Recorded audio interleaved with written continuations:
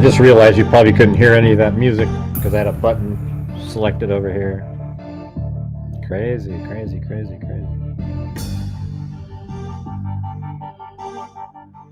All right, we're using StreamYard, man. We're using StreamYards, dude.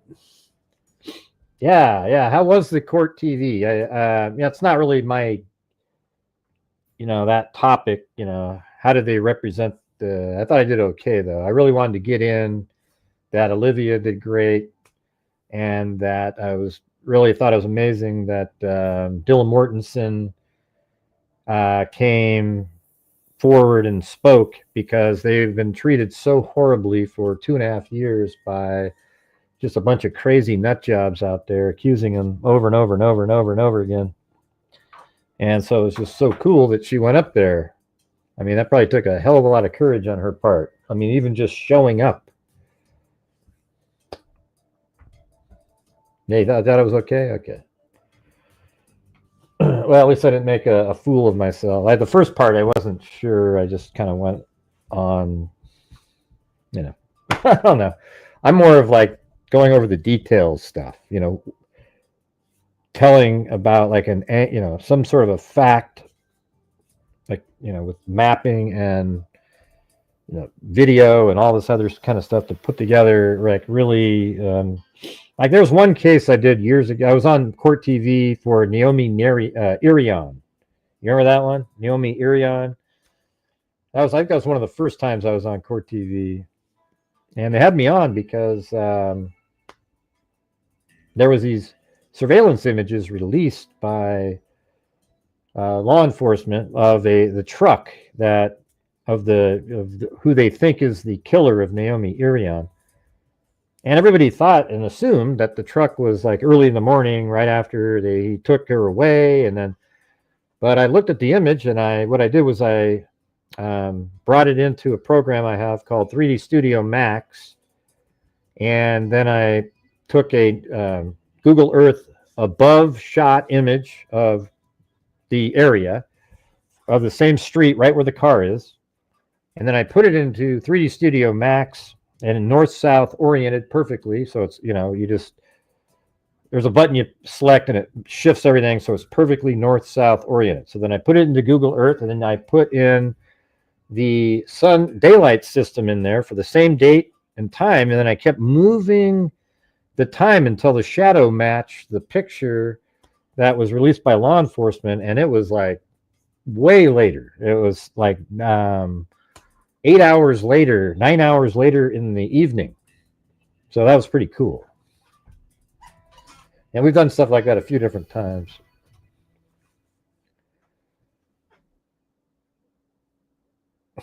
I'll just, it's on Court TV, the television channel.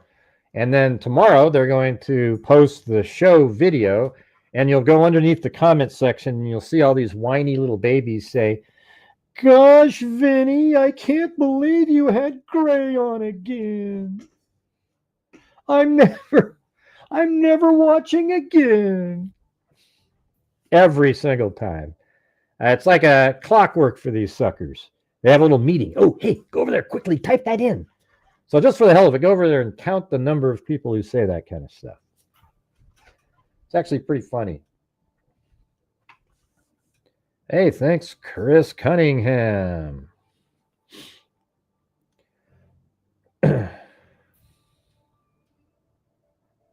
I'm going to have to go back in and like change stuff around a little bit. I mean, I'm going to try to make it like as accurate as possible of how each person was in that room. I'll even go to the point where like I'll have Xana wearing shorts. Maybe I'll use the Dylan Mortensen character and change the clothing on there and put her there in the room, and then put Ethan Chapin on the bed with one of his legs hanging off. His head was towards the southern wall. What I should do though is load up my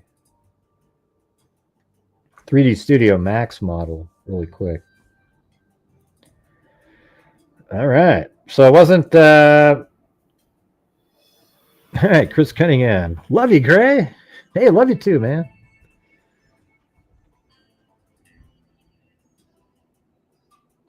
Yeah. Yeah, Vinny, I can't believe you had gray on again. Right. I can't believe. Oh, man. Yeah. Now, so I'm going to make it so you guys can call in if you want and tell us what you thought.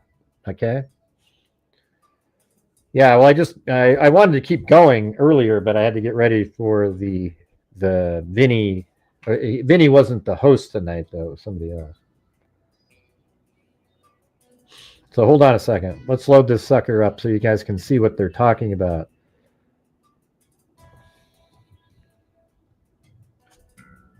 Oh, and by the way, he's been transferred already. Kohberger. I got a notification from the website, and that was Plunder told me how to do it, and it says, "Oh, yeah, he's been transferred."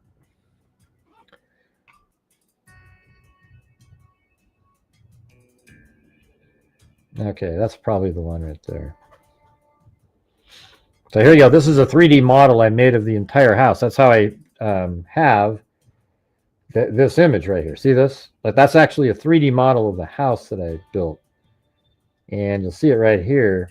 I'm showing people that probably aren't really aware of what we do over here. Yeah, so here's the 3D model of the house.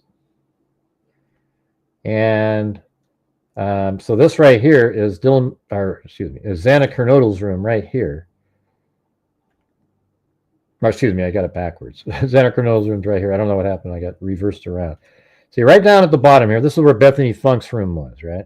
This is the front door, and this is the storage unit where they would put golf clubs and whatnot.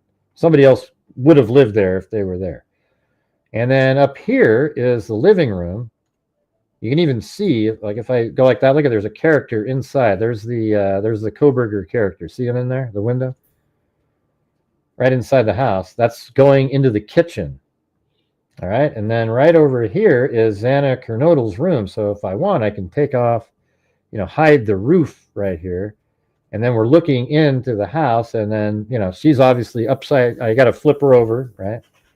And then Ethan is probably more like, oh yeah, that's that part. I don't know if I can grab his whole body or not. Where is that?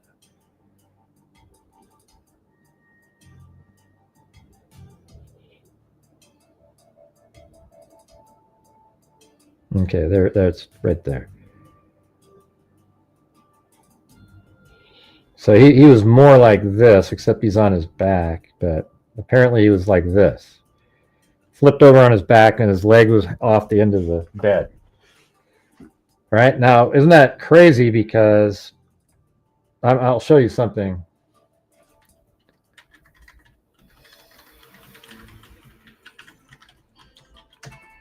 And he even more proves it's pretty disturbing, however.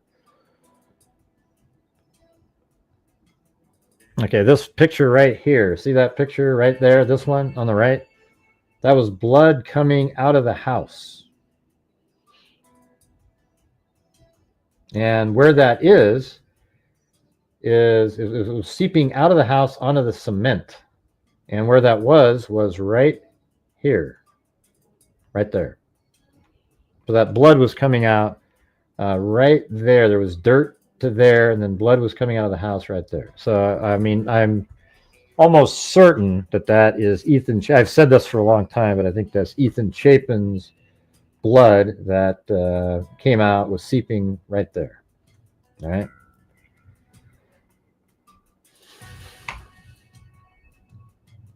Yeah, it's crazy.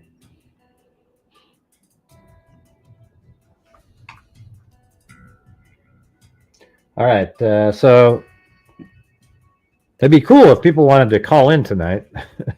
All right, so let me share the link here.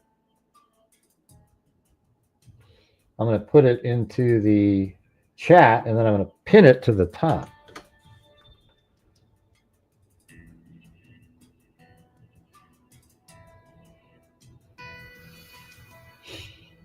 Well, yeah, but I don't know. I don't remember that, Kubi, but I'm sure at the very beginning, I was probably like, no way. And then probably 10 minutes later, it's like, oh man, that looks like blood.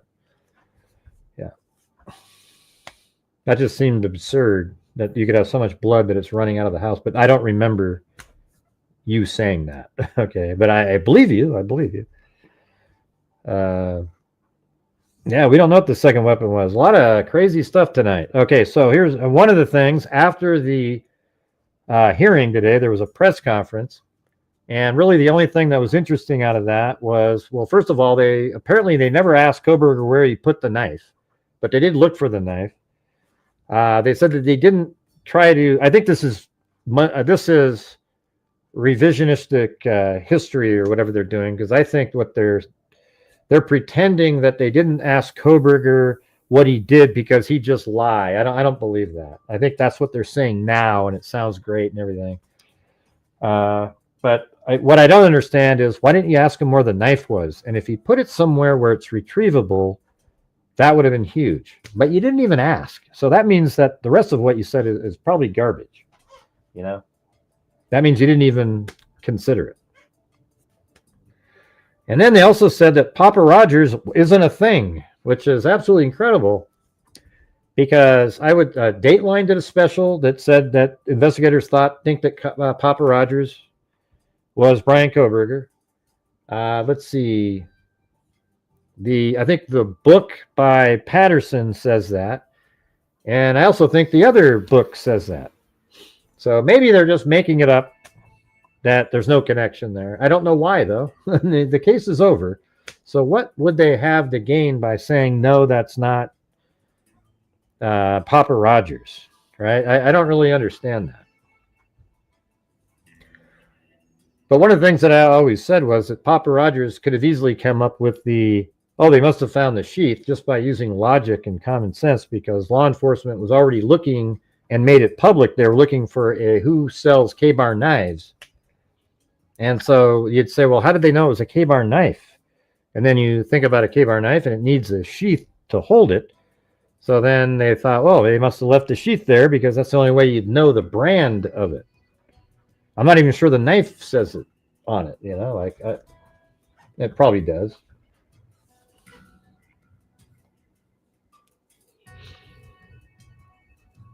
No, I don't think. Why would law enforcement? I don't think so. Maybe, though. I mean, some of those questions like, how long was the person in the house? And maybe they're waiting for somebody to come up with the right number. I don't know.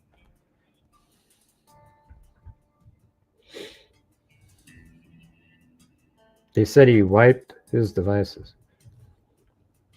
Yeah, and then they said they wiped his devices really clean so they weren't able to get stuff off of it. And then they also said that they found nothing. You know, like every one of these specials. See, that's why it's just kind of hard to believe. It's like Dateline has great sources. They have like the FBI. You know what I think? I think the Moscow Police Department might not have some of the information that the FBI had. And as a matter of fact, I think that's an actual thing, now that I think about it. Because I was told that the FBI had so much information for stalking and things like that, that if this case hadn't worked out, they would have gone after him immediately after that for that. So that's interesting, right? So what if that information is what they have? And so Moscow Police Department goes, yeah, we don't have anything because somebody else has that and they kept it.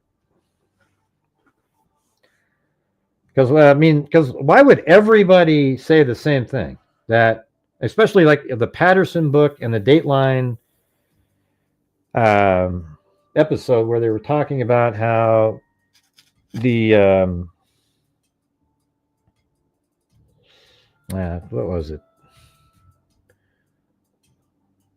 BK wiped all of his. But they were talking about how they. And my brain just went totally foggy because I was reading a comment and I thought, okay, I'll just come right back to it. What the hell was I just saying? It was a bit mind-blowing hearing that. Yeah, that Kohberger was on their like TikTok or Instagram and he liked their comments. And then he would even go over to Kaylee's, but only like the comments. I mean, it was that specific. Only like the images that also had Madison Mogen in them. All right. So how did you get that specific in there? And it seems like everybody was talking about that.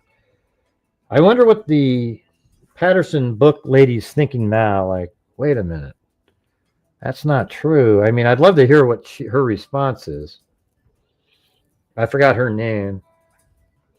But they've all said this. Even Dateline has said that. That he was like liking comments on Kaylee's Instagram or Madison's Instagram. And when nobody asked about, well, I mean, there's no point of asking, I guess, because they said that they don't find any connection. And let's say that's true, that there's no connection. Man, doesn't that make him even more psycho? Yeah, but they got the screenshot days after, and there's a lot of people that make fake accounts really quick and do shit like that. It's really bizarre. But I don't know. That's just weird. But yeah, you guys become channel members. Hit the like button. If you want to help support the channel, we got the coffees, what is it? So if I type in coffee here, you can do that. Super chats. I like gifting memberships is always cool because that way we get more members that maybe will stay around after the month is up. Yeah, well, I mean, we don't know if they were given bogus information.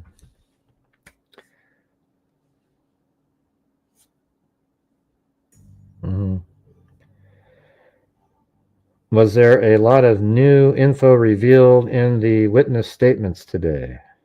Just that another weapon was used. That's about it. They didn't say anything. However, we found out that Kaylee's family was all, and actually Steve Gonsalves gives the credit to Trump, actually, because it was like right after Trump made the comment, the next day, boom, they weren't supposed to get the information. Didn't I tell you earlier that they weren't supposed to be talked to about the case until after the sentencing and their statements? But they got to know before.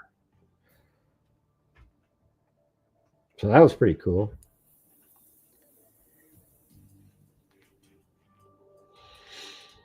Yeah. So we got these 314 different documents just came out today by the Moscow Police Department.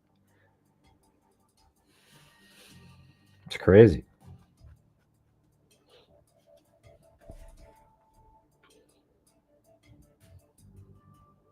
Yeah, they spoke with him for 3 hours.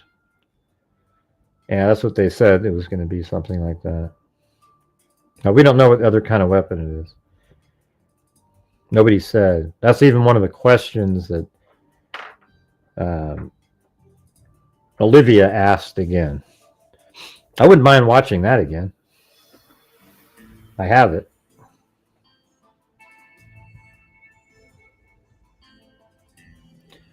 Yeah, I mean, he went absolutely nuts in there. He stabbed Xana is the one that got attacked the worst. She got 50 different, to the hands and everything too, but 50 different wounds and stabbed to the face. So that means that, that's somebody that hates the fact that they were pretty and they never wanted to be with him. Yeah. And it's ALI. On Court TV, I said, yeah, I thought Olivia was great. And her name is spelled ALIVEA. I know everybody types in Olivia, but I just wanted to make sure everybody knew how to spell her name. I've never seen so many, I didn't know how to spell it prior either. I thought it was Olivia, like, with the O and LIVEA, like everybody else. Or VIA. Yeah, he gave Trump the credit for them hearing about it sooner.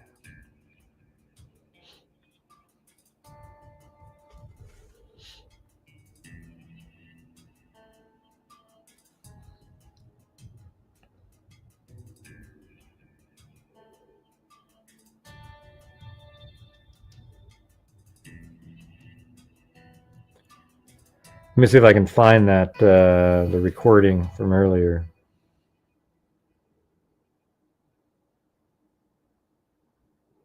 These are all from today. There's a whole bunch of them. Maybe that one. Let's see. First will be her father, Steve Gonsalves. Oh, he was first? Oh, yeah. See, the thing got moved so far away. So Steve was first, and then Olivia second. Okay. I think. Yeah, I think this is her. See, when they moved it back, they moved it too far back. Olivia Gonsalves, Kaylee's sister. Hello, I'd like to start by thanking the court for allowing me the time and opportunity to speak today. My name is Olivia, and I'm the big sister of Kaylee Gonsalves, and I was blessed to love Madison Mogen as a sister too. I'm not here today to speak in grief, I'm here to speak in truth. Because the truth is, my sister Kaylee and her best friend Maddie were not yours to take. They were not yours to study, to stalk, or to silence.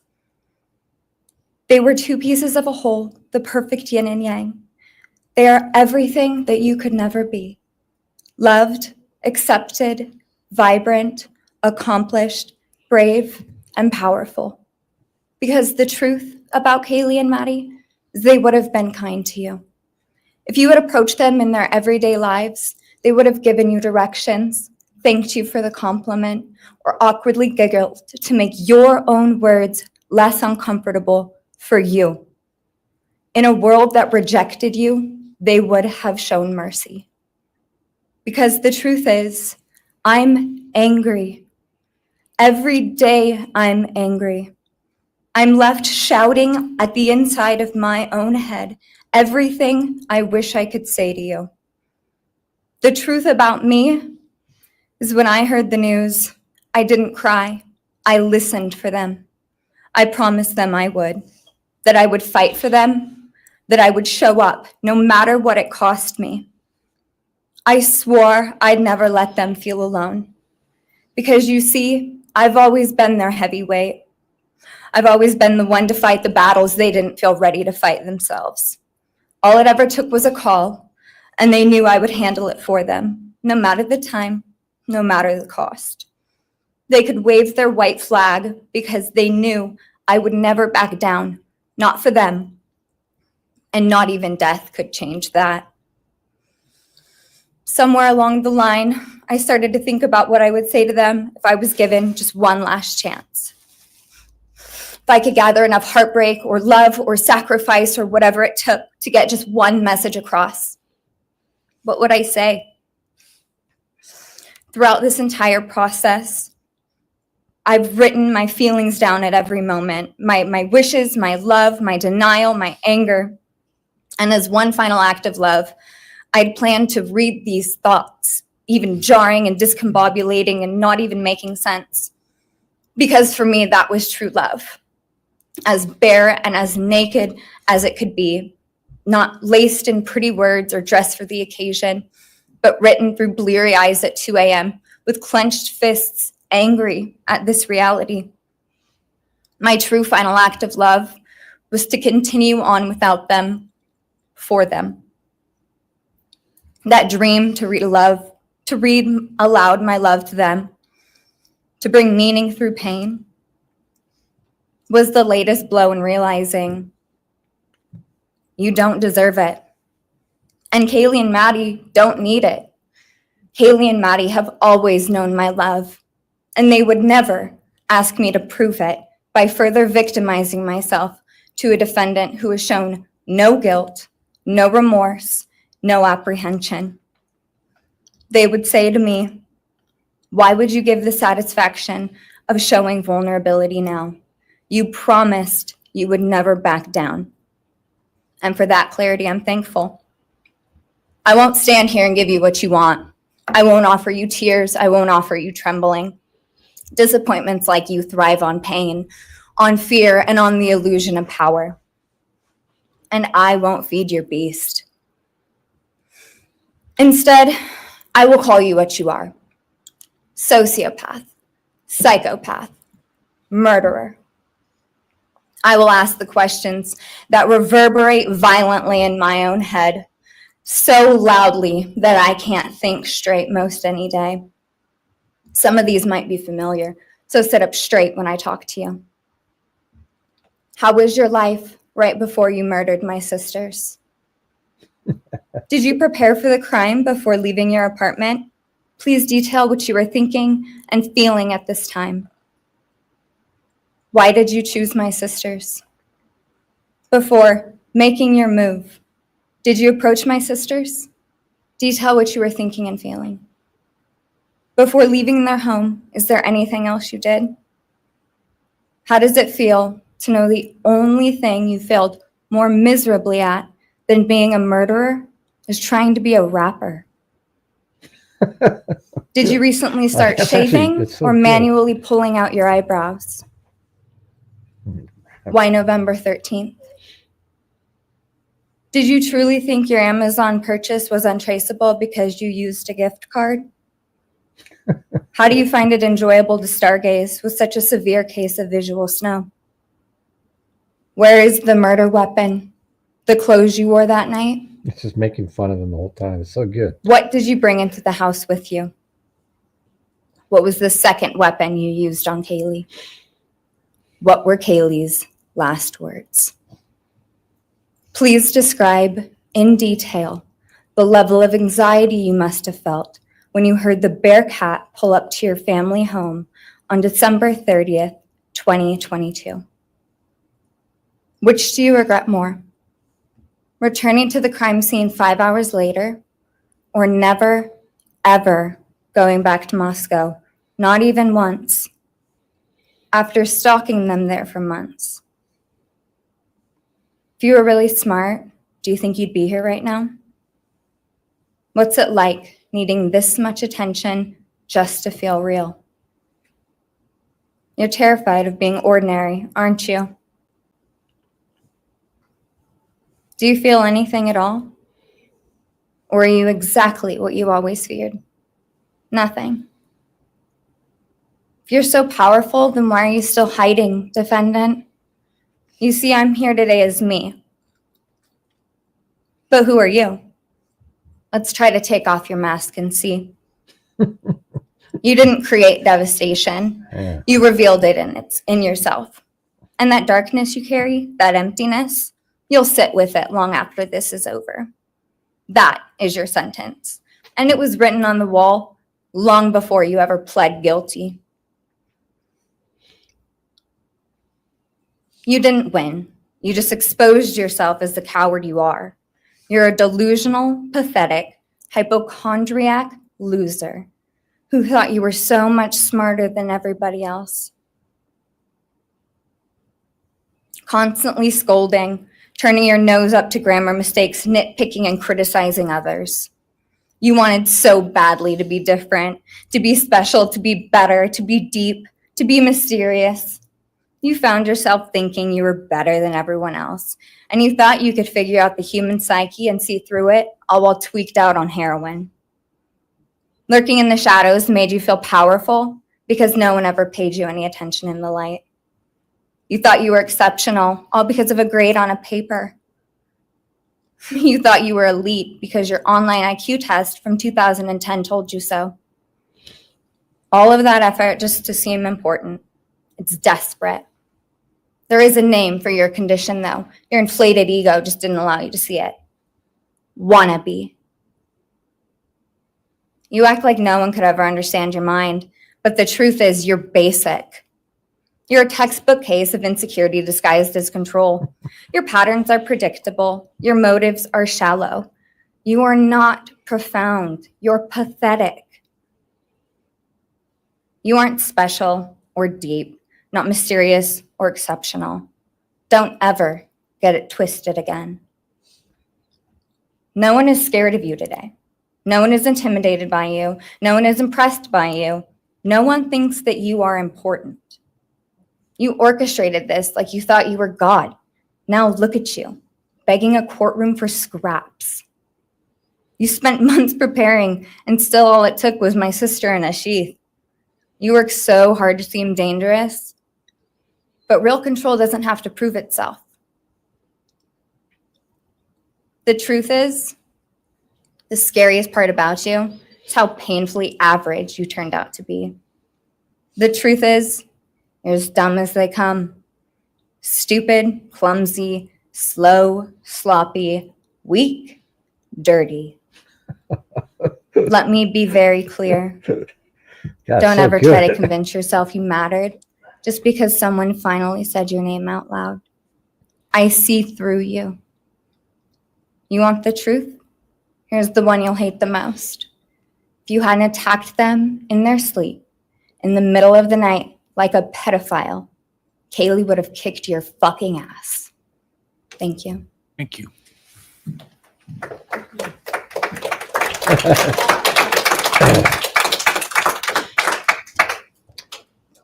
Yeah, that was pretty amazing, right? I mean, I could watch that 100 times. It's so great, you know. And apparently, like clapping and stuff in the courtroom isn't really something that you're supposed to be able to do. But this is different here, you know. This isn't like when the verdict happens and everybody claps. This is the sentencing where he's already pled guilty, and the family deserved to get to. I think Olivia was sort of cathartic to all of them, even the ones that said, "I forgive him," because what she said was exactly what everybody is thinking, right? Like but she did it in such a methodical way. Like she'd be a great prosecutor. You know what I mean? But just going with the facts of a case or something. But that's kind of how she was doing it.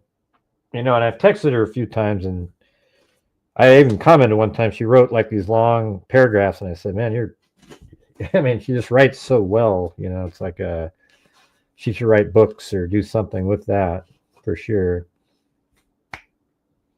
I messaged her on Facebook. Man, that was amazing. So, anyways, what I thought we could try to do is look around in these documents around the time of, like they're sort of in order. Thanks, Richard Watts.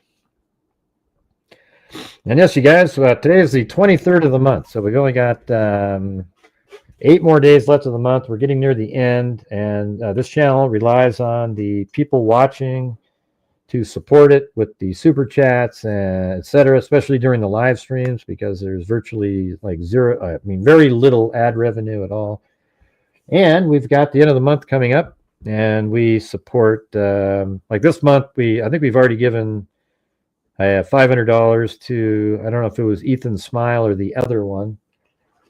And at the end of the month, we give out more money to various true crime related charities, and it keeps me, the lights on in my work that I do. But my channel's given $251,000 because of all of you guys and my ad revenue and everything that we do. We've given that away to various true crime related charities, etc. And without your guys' support, we are unable to continue to do that. So that's what we do. All right. There's my pitch. If it doesn't inspire you, then I don't know what else to say, but that's all I got, man. That's the best I can do. One of the documents said, though, that when he came out the door, he went, the footprints that they found went this way. And that would be really wild if he went out the front of the house like that. That'd be crazy. Well, I don't think any of them hardly donate anything. Chris Cunningham, like zero, like if Kaylee was anything like your sister, Kohberger is lucky he left that house with his eyes. Right. They were just all drunk. He even looked that up, his porn movies were like drunk and, like, I don't know what else it was, like passed out or something like that. She said his search questions in her statement. Huh? I missed it.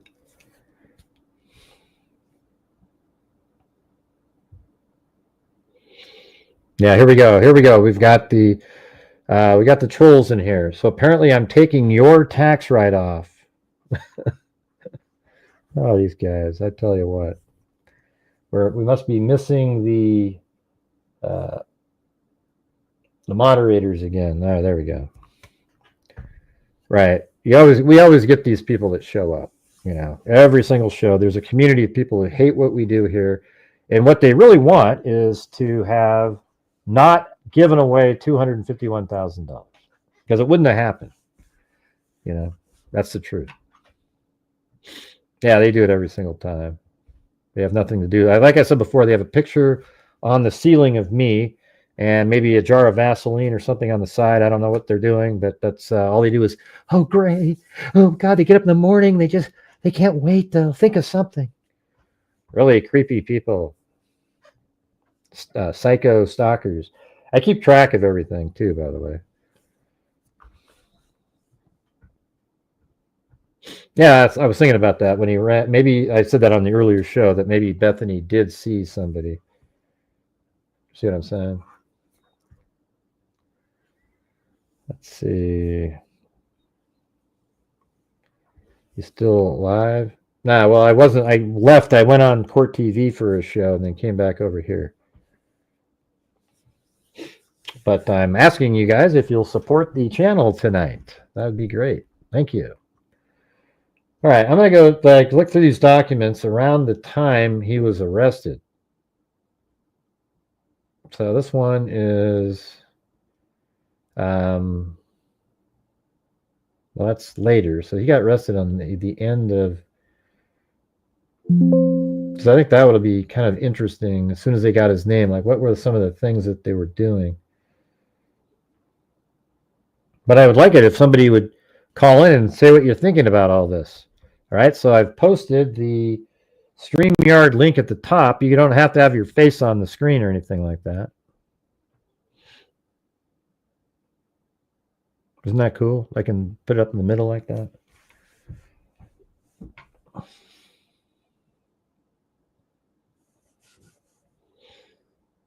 Yeah, no problem. All right, let's see. In this one, maybe like 106. What's the date on here? January 10th.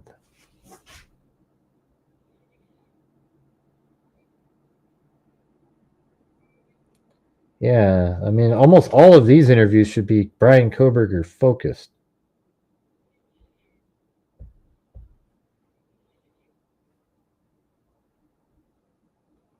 Let's see, 101. That's January 6th. At approximately assisted by members of the Idaho State Police, the FBI, additional evidence were collected from the house. Nightstand, pink comforter, blue blanket, pillows, mattress, bed frame. Man, that stuff's still in the house on January 6th. That's like almost 2 months later. Sheets, nightstand, pillows, mattress, bed frame.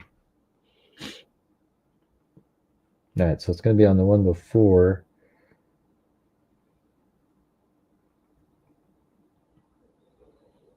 This one. Oh, there's somebody in there. Hold on. Hello, who's this? Yo, this is Zoltan. You're my hero, Gray. Zoltan. I believed the conspiracies when I first got introduced to the case. It was through all that crazy crime circus stuff is what the algorithm fed me. And I was like, okay, interesting. And then I saw you, and you opened up my eyes to the realities of the case. You're a real detective. You're a real detective, Gray Hughes. Well, I don't know if we call it a detective, but I know how to. You, man. You are the investigator. You are the man. You solved this case. You nailed it every step, man. Every step they laid out in the courtroom, every bit. You knew it, man. You saw what happened in your mind's eye. You were like Philip Marlowe. You were like Humphrey Bogart. You were the real deal. Well, what was it? What was the things that we talked about that you thought that really convinced you? Really convinced me. I mean, just all of it, man. Like he went in there, okay, first of all, DNA, K-bar purchase, Elantra, like phone off at time of crime. He studied psychopaths and serial killers. Like it was just like you just laid it out, man, and it opened my eyes, and I was like, you know what, this is for real. So thank you, Grant Hughes. You're my hero. Well, thanks for calling in. Appreciate it. Yeah, man. Good night. All right, see you. Bye. All right, man. I had a good effect on somebody out there. That was good. Hey, welcome, Amy D.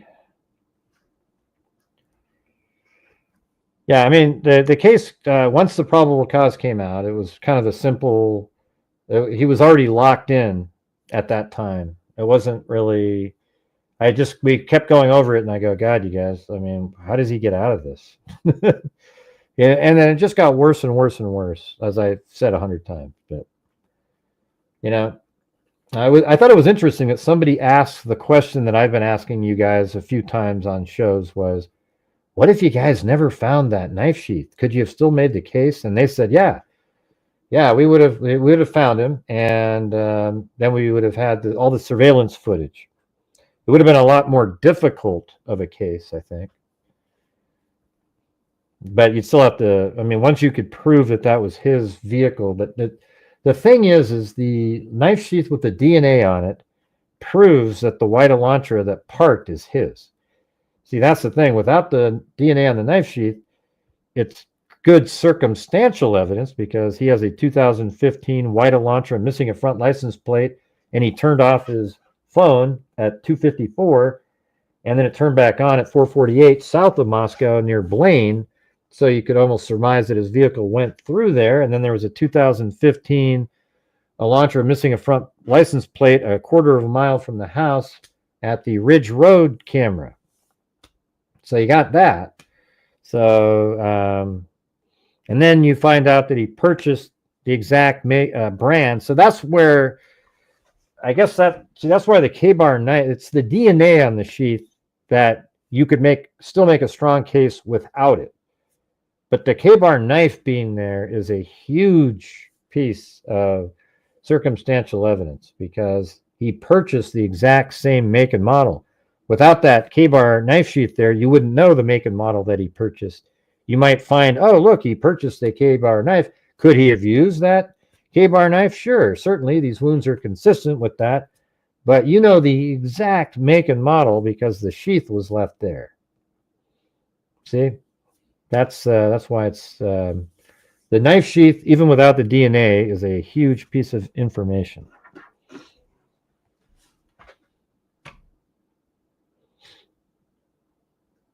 I don't think his parents were there.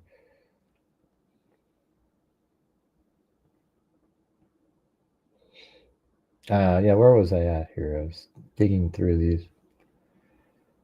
I wanted to see the dates. What was this? Number 62. That's 1208. So that's before.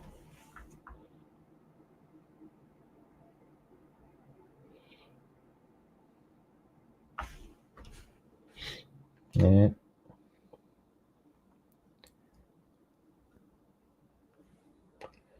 Yeah, Jody Arias, we nailed that one.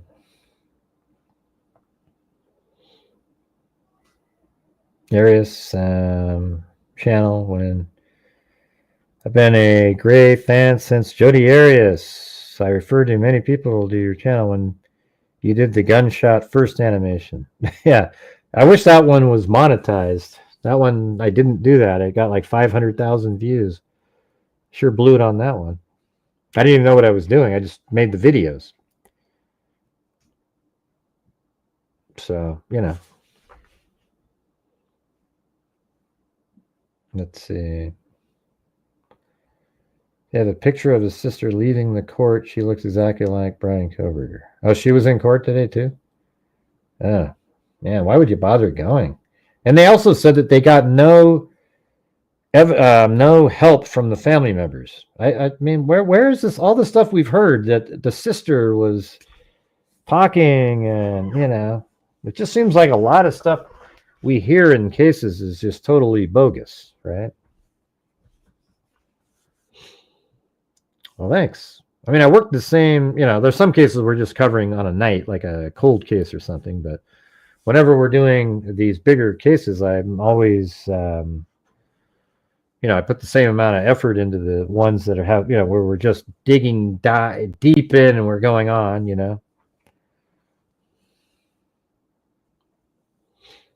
don't know. I think he may have left the thing is he either, it's a better story if Kaylee knocked the sheath off, he lost the sheath because they got in the fight. Right. But my theory is that he left it there intentionally as a calling card because he was trying to mimic other serial killers and obviously easily could have just left it there, after a fight or something. I mean, I've said it's like I have my 55-45 calling card to he got it knocked off, or accidentally left it there. I would love it though if he'd left it there on purpose. I wish that would have been a great part for her to put in. She mentioned how stupid he was and everything, but it would have been great if he said, and you left the knife sheath there, but you missed the spot on you're careless and stupid, that kind of stuff. That would have been pretty cool.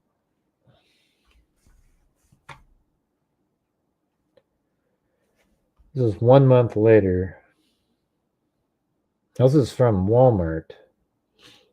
Oh yeah, and then what about the I think this might be interesting, you guys, because what if we can get some of the information from Idaho,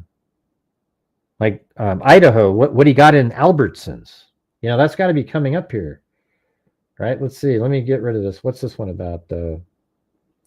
On December 8th, 2022, I received a packet from Walmart containing paper documents and 2 DVDs with sales data on them. Okay, they're looking for people buying K-bar knives in that one. So really what we got to do is get past the, right around the time of the arrest. So this is December 20th. So his name's known at this point.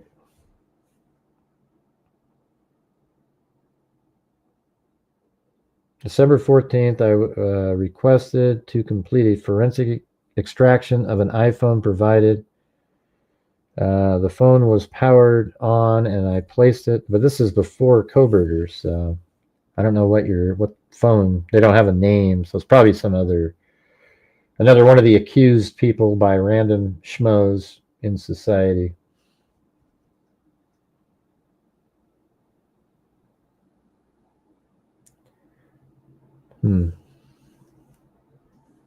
This is January 4th there. Well, it says 4. Let me go up a couple. Go to like 91 here.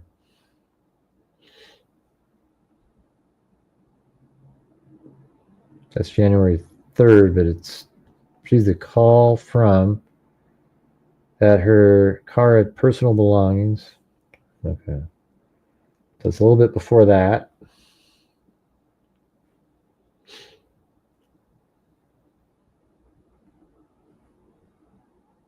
I wonder if there's all the Kohberger stuff is missing. This is 12/28. Went to the party at around 8:30 with Ethan. So Xana went to the party with, or maybe that's Bethany Funk. Yeah, Bethany Funk went to the party at around 8:30 with Ethan Chapin and Xana Kernodle. They hung out in the apartment for a while together.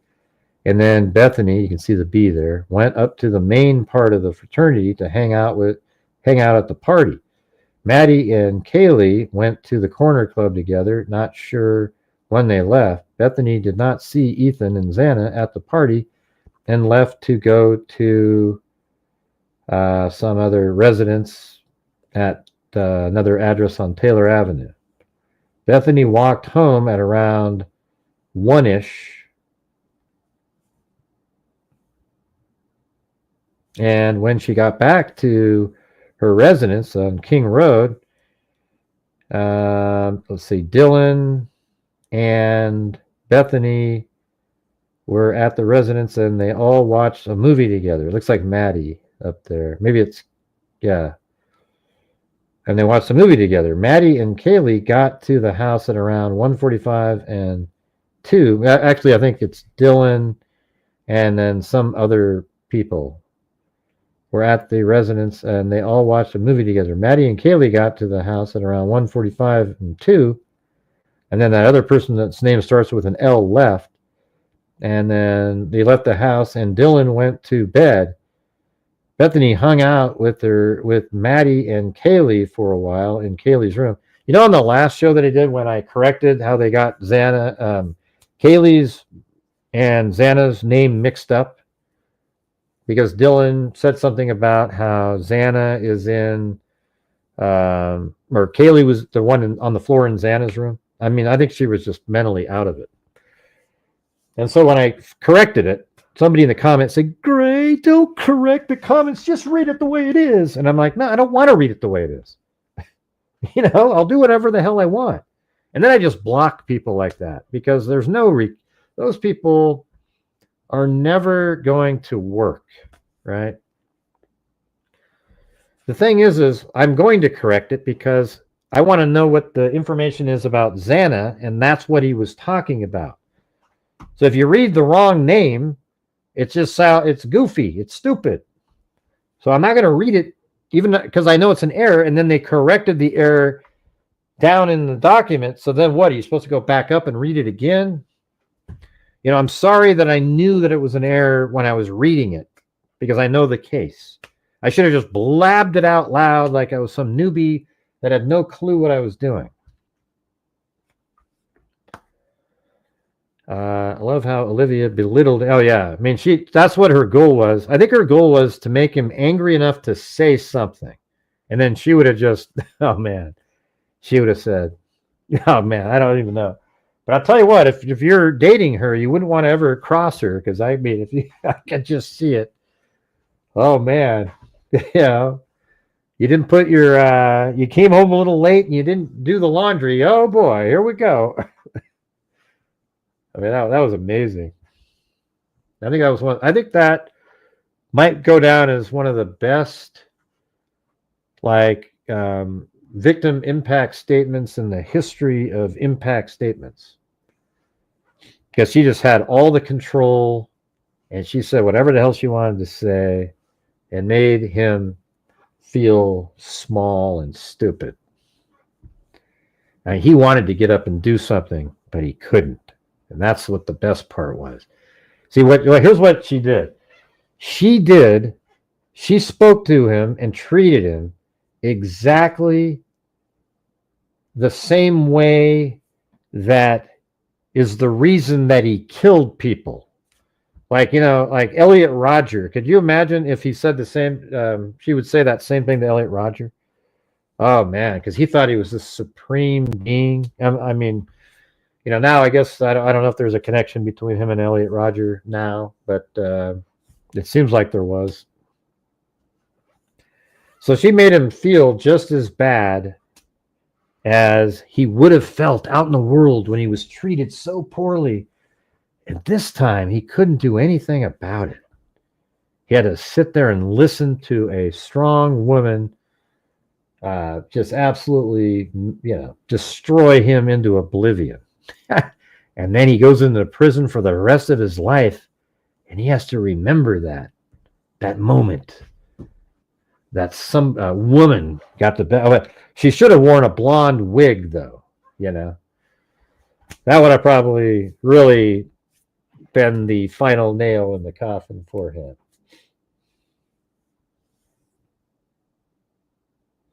I don't know if he was spying on scanners. I don't know who's saying that.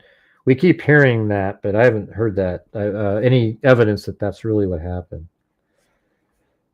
Anyways, it said Maddie took. I know that Steve and some other people always talk about that, but at around 4 or 4:20 hours, heard what she thought was a firework. See, that's crazy. This is the. All right, let me go through this part again. It says.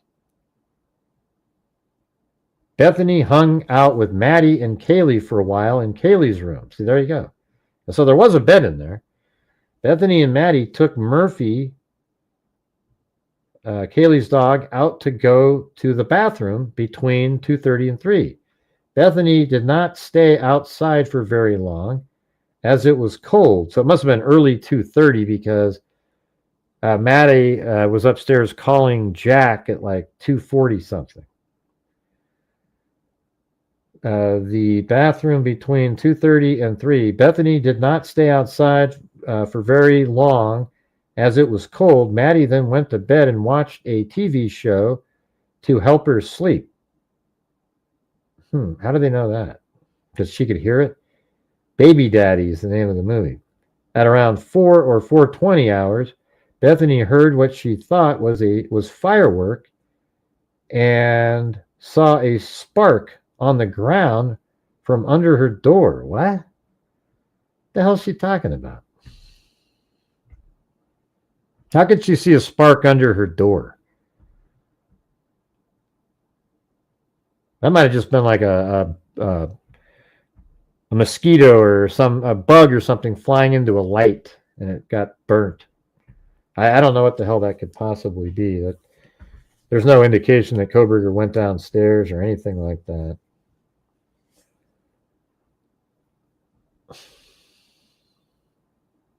And saw a spark on the ground from under her door. Bethany then heard Murphy barking.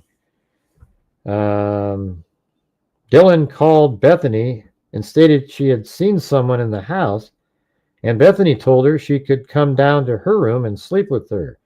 Dylan went to Bethany's room and went to bed. They woke up at around 11 a.m. and talked to other friends who came over, and they checked on Xana and Ethan and found them deceased. The hunter did. Bethany originally called 911 and stated her friend was passed out and would not wake up.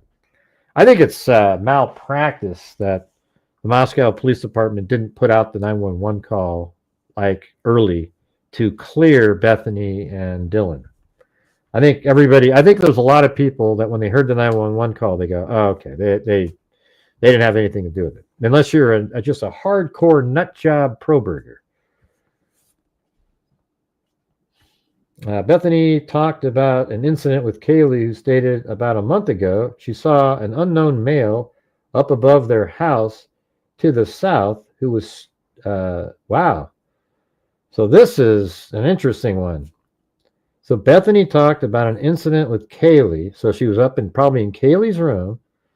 So that's out that back slider glass door on the third floor, who stated about a month ago she saw an unknown male up above their house. So that would be up in that parking lot to the south, who was staring at her when she took Murphy out to go potty. Bethany stated Kaylee broke up with her longtime boyfriend about 3 months ago because she was planning on moving to Texas. Bethany could not provide me with any else at that time. That's pretty interesting right there. Maybe that was one of Kohberger's other trips out there.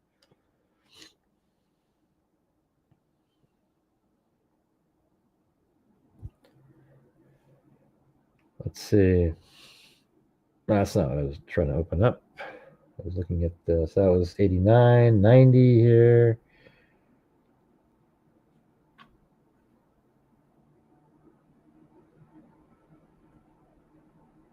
There's all these little pieces of interesting information.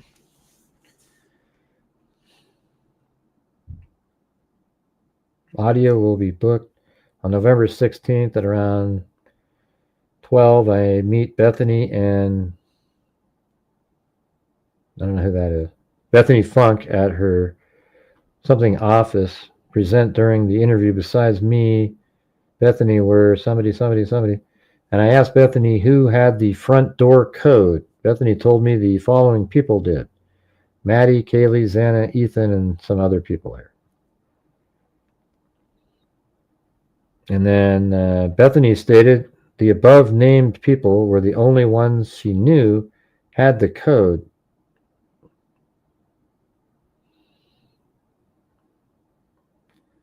Bethany stated the code for the front door was the same code from the year before. I asked Bethany what the code was, and she stated it was blank. Before Bethany stated Maddie was the only roommate who lived in the residence the year before. Oh, what's all this stuff? Okay. Maddie's room was located on the third floor on the east side of the residence next to the bathroom. I asked Bethany about Murphy's routine. Murphy was Kaylee's dog she had purchased when she was still dating Jack DeCoeur. Bethany stated Kaylee would primarily take Murphy out, but Maddie would also help. Bethany stated they never just left the door open because he would run away, so they would have to use a leash when they took him out. Bethany stated Murphy would not bark that often and was very friendly. Bethany stated Murphy would primarily sleep in Kaylee's room, and if Kaylee was not home, he would be left in the room. Right, and they would shut the door, though. So I asked Bethany about the Uber driver Maddie and Kaylee used on a regular basis. Bethany stated Kaylee knew him from other friends who used him on a regular basis. Bethany stated that they would either contact the Uber driver through the app or contacted him directly. Stated the Uber driver was very friendly and was very nice to everyone, and everybody trusted him. Bethany was able to tell the Uber driver was married and his wife had just had a baby. Bethany told me he drove a small car, possibly a gray or black, but could not tell me more about the car. So it wasn't a white Elantra. Are you sure, Gray? Maybe it was lime green, you bastard. I asked Bethany who in the house had a boyfriend. Bethany told me Xana was dating Ethan.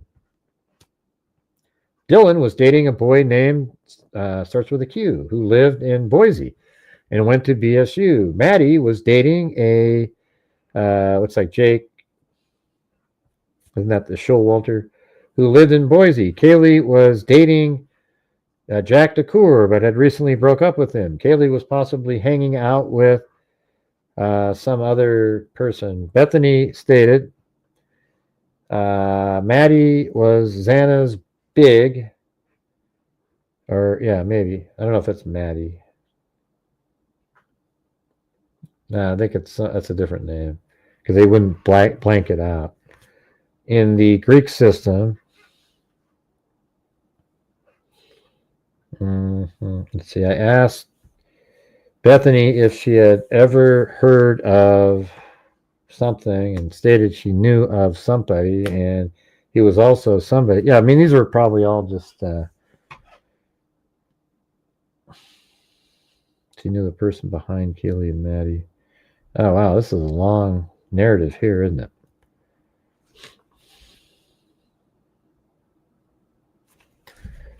Here, maybe I'll use my buddy ChatGPT on this one. Summarize in great detail this PDF file. Let's see what it does.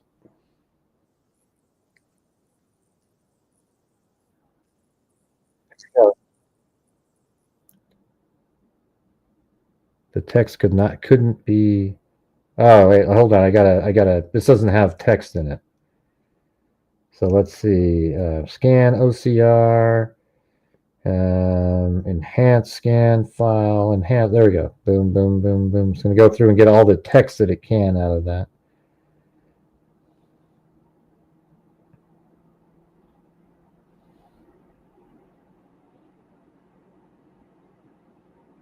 Only 6 pages. Save. All right. Now I'll try it again. Oh, crap. Was that... Is it this one? 91, 92, 3. Oh, man. I lost it. 6 pages, though, so maybe if I just look over here.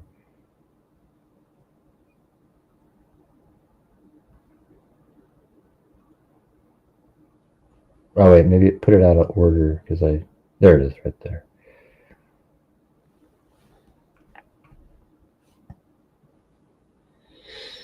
Man, we're cold in here tonight, you guys. If I need you guys' support when I do these shows, if you have the ability to, that would be awesome.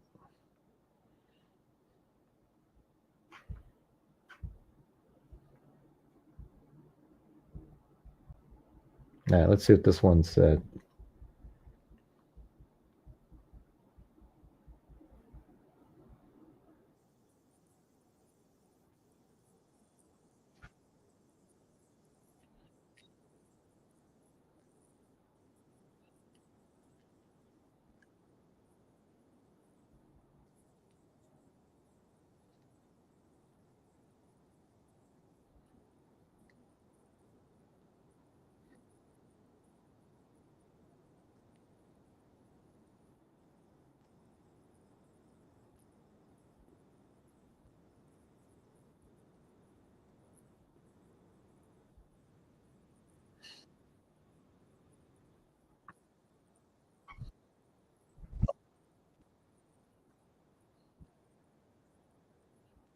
There's a bunch of other people.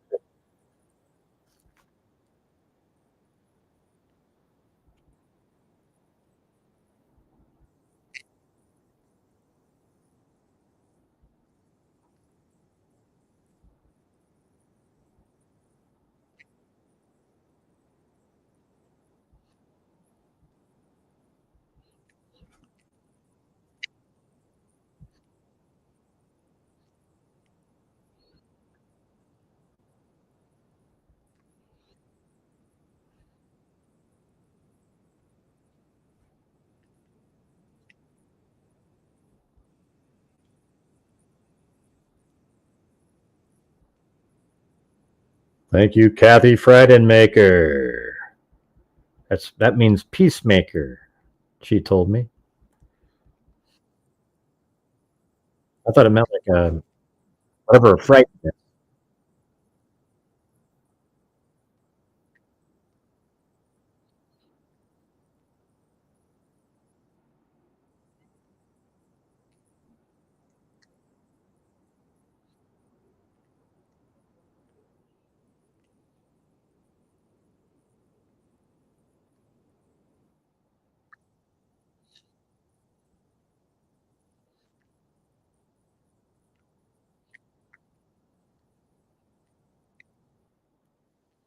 Wow.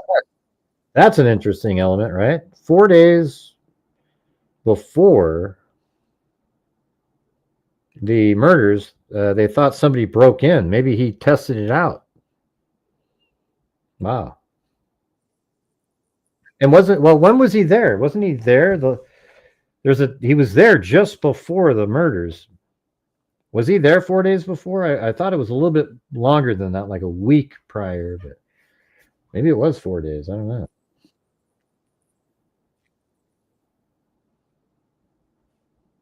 Oops.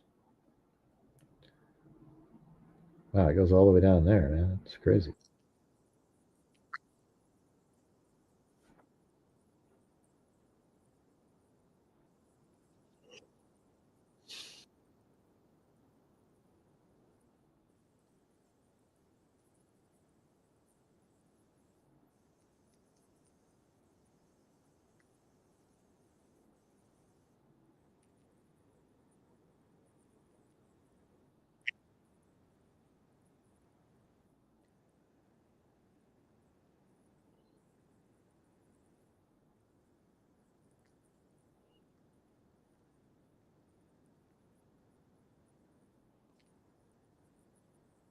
You can't hear anything? Can you guys not hear that or what? I can hear it pretty easily. Can you hear it? Wait, what's going on the screen? It looks like... Oh, you guys can't hear anything. Oh. You mean you guys can't hear that at all? Why is that? Hello, hello, hello, hello, hello. Can you hear me? Oh, wait a second. All right, hold on. Looks like something took over the audio again. Oh yeah, wow, that's way down there. Okay, how about now? You can hear me better now, right? And then I'll just put all these at maximum. Testing, testing, testing. How about now? Can you hear it now? So you can't hear anything, huh?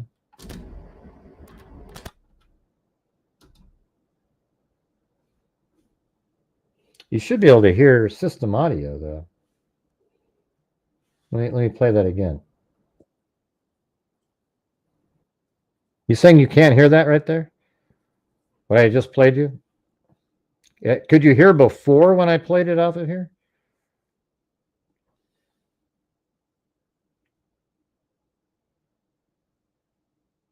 Well, that doesn't make any sense. I wouldn't know how to fix something like that because it shows that it's going out. It actually shows up on my mic over here.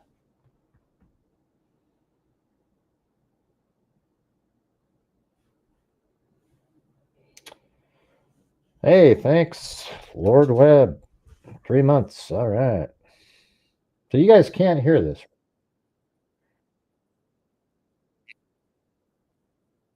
I mean, that literally shows up right on the screen. Let me see if there's something in OBS or something. Audio. No, it's got the right. That's all good. That's crazy because you can actually see it. Watch this. Here, this is my OBS screen. So watch when I play this. I'll put it back up in a second, but watch this. Yeah, right there. See that?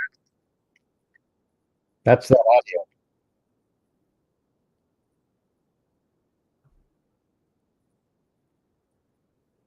Isn't that weird?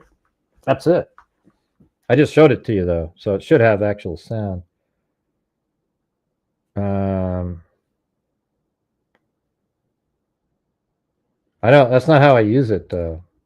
I don't do it like that. I use my OBS Studio to. Oh yeah, maybe since I'm sharing that screen. No, it shouldn't matter at all. Yeah, it shouldn't matter at all. I've done this a million times in here. It's not like. I mean, if you could hear it earlier, then you should hear it now. It's wild.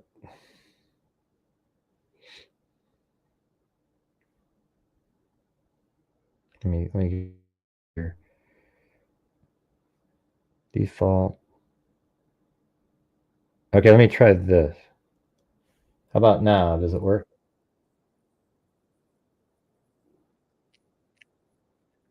Did you hear that one? I'm just checking. I don't know. That's weird.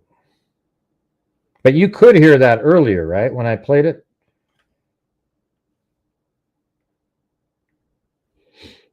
That's wild.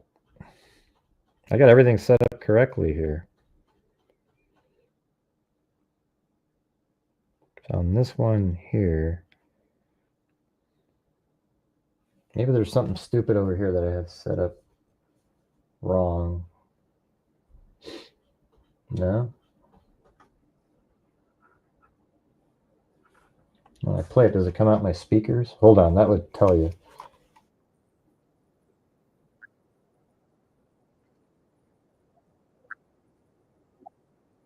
That's what it should sound like.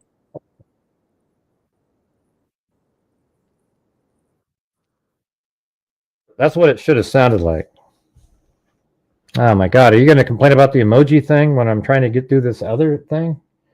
My God, people. Jesus. I'm trying to work the audio issue and I get the, hey, Gray, can you also, it just, man, just read the room a little bit.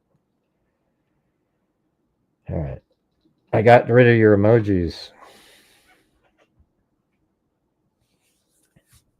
And what I'm going to do is I'm going to turn off my soundboard for a second and I'll turn it back on. Okay. So who knows what this will do, but I'm going to do it anyways.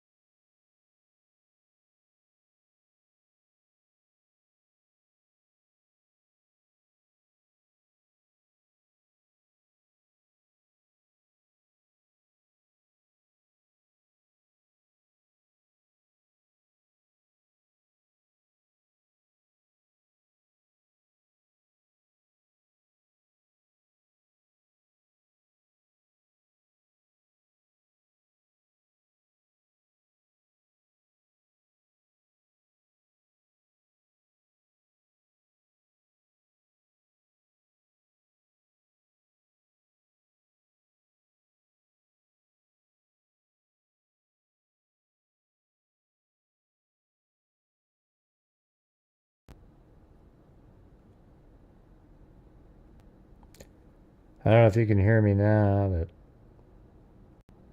testing, testing, testing. Hello, hello, hello. Can you hear me at all? I can see there's audio up here. It should be working. Okay, you can hear something. Okay. And how about now? You can still hear me, right? Testing. All right. Now I'm going to play the audio from this thing and tell me if you can hear it. All right, here we go. Entered upstairs, came back frantically saying someone was on the floor. Xana. 911 was finally called. DM had difficulty talking and handed phone to friend. Post-discovery. DM claimed Xana was wearing a sweatshirt and underwear. Door was partially open but would... Oh, so you can hear that voice now. Okay. I don't know what the hell was... I didn't even change anything. I just turned everything off and turned everything back on again. You know, whatever that is, that's always something that works. All right, I'll play this whole segment again then here, because this was pretty interesting. I didn't see any lookets or anything. But come on, I deserve super chats for the effort to get that running again, don't you think? Come on, you guys. We're currently at $28.95. Does that seem reasonable for this quality of a show? Especially when you can't hear a damn thing. Detailed summary of SUP 90 redacted.pdf interview with DM, documented by Sergeant Dustin Blaker, December 28, 2022. Overview. Date of interview, November 16, 2022. Location, Nevada State Police Office. Officer present, Sergeant Dustin Blaker, Moscow PD, alongside another Nevada investigator. Subject, follow-up interview with DM, name redacted, Thank a surviving you, roommate of the ECW. 1122 King Road residence in Moscow, Idaho. Topic, details about residence routines, relationships, party behaviors, timeline of events before, after the November 13 murders, and suspicious incidents. Key details from the interview. 1. House access and residence. The front door code was shared with Kaylee Goncalves, Maddy Mogen, Xana Kernodle, Ethan Chapin. The code had not changed from And the prior other year. people, too. Maddy had lived there previously and kept her same room, top floor, east side. DM, Kaylee, and Maddy moved in around August 3, 2022. Ethan had his own apartment but stayed frequently. 2. Murphy the dog belonged to Kaylee, got it while dating JD. Mainly Kaylee walked him, sometimes Maddy helped. Dog never let out unleashed. Wow, I didn't know that. That Dylan Mortensen, Kaylee, and Maddy all moved in just that August. So they were killed 3 months later. I mean, that's ridiculous. Would run away. Murphy primarily slept in Kaylee's room and stayed there when she was gone. Rarely barked. Was very friendly. 3. Uber driver information. Regularly used by the girls. Trusted, married, recently had a baby. Drove a small gray-black car. Known through other friends, could be contacted via app or directly. 4. Known associates and events. DM didn't know several people the officer asked about, names redacted. She recalled a fight at the house a month prior where 2 males were told to leave. Kaylee and Maddy turned an unused bedroom into an office, with Kaylee using it for online work. Maddy worked for a different online company out of Boise and had worked in their office during summer. 5. Drug use observations. DM saw Ethan and Xana use Adderall the night before the murders. Ethan took a pill. Xana crushed, snorted Adderall using a rolled-up bill. She believed Kaylee possibly used Adderall but wasn't certain. 6. Suspicious incidents prior to murders. Kaylee had looked up local sex offenders days prior, found one living nearby in the Blue Apartments on Queen. She also reported being followed in Winco by a black male in late 20s pre-Halloween while shopping with Xana. Once saw a man watching her while she let Murphy outside, called roommates afterward. These are interesting right here. Door found open on November 4th, days before the murders. Roommates walked around house with golf clubs, concerned someone broke in. So does anybody remember when those last times the Elantra drove and was seen, not seen, but like pinged in Moscow? You know, the 23 times, like the 23rd time, what date was that? That one's really interesting to me. So their door was found open on November 4th, days before the murders. Roommates walked around the house with golf clubs. Man, what if that was him? And he knew that they weren't there, and that's when he got the layout of the house. That would be crazy. Yeah, I thought it was like 1 week. But I don't know if, exactly 1 week or... Man, thank you up there. Welcome to Alaska Chick. Then Jen V. And then Jessica Schubach gifted a membership. Very cool. Then we had Tamara. Not today, but Tamara. You were awesome on Court TV. You thought I was good on there? I never really know because I'm just kind of... No, you're just talking, and sometimes I just don't feel like I didn't know what I was saying, or... Because you get so little time and you have to sort of say something. I don't like that. I like to be able to think a little bit. And thank you, Life Logic.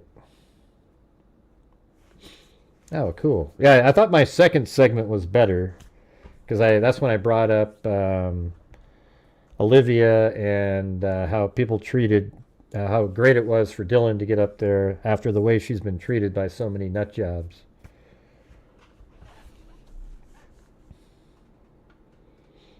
But I'll still get the negative comments under the video. Great! That's going to be funny for me. I don't even know if it's funny to you guys at all, but I think that's going to be funny to me for the rest of my life. Even as I'm sort of old. It's funny, you know.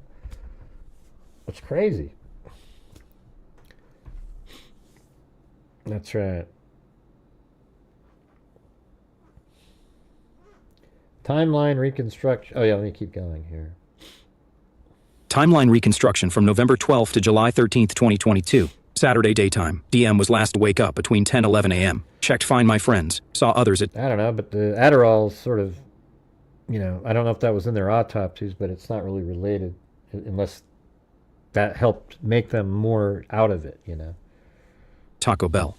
Kaylee, Maddie, Xana came back and got ready for a party at the Whites. Party included multiple known people. DM left around 3:48 p.m. with Xana to another house. Began drinking around 11:30 a.m., played Rage Cage, consumed 12 high noons plus mimosas. Saturday evening.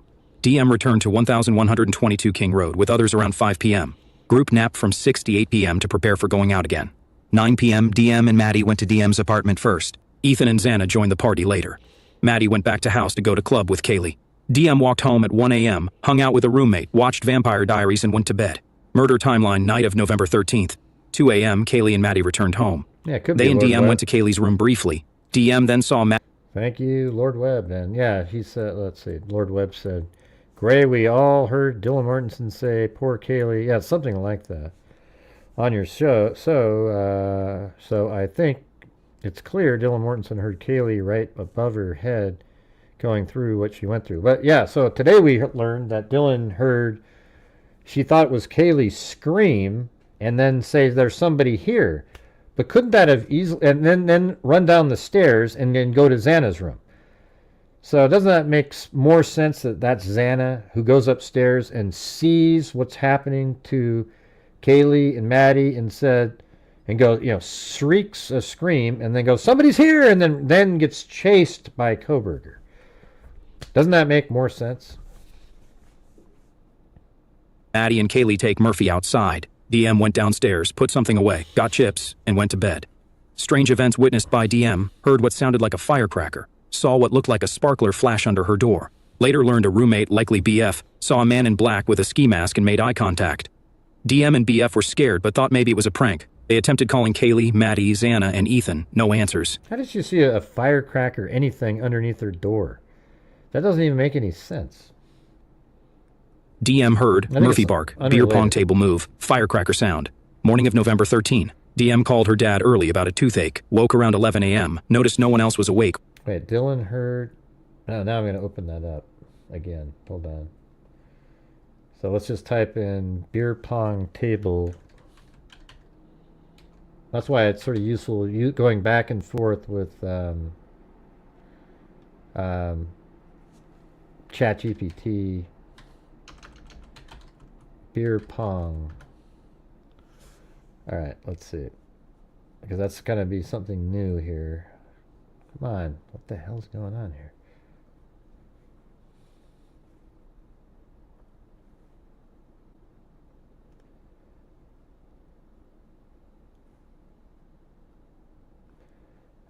Bethany told me prior to hearing firecracker, she thought she heard Murphy bark. She also heard what she thought was the beer pong table moving and cups falling. Man.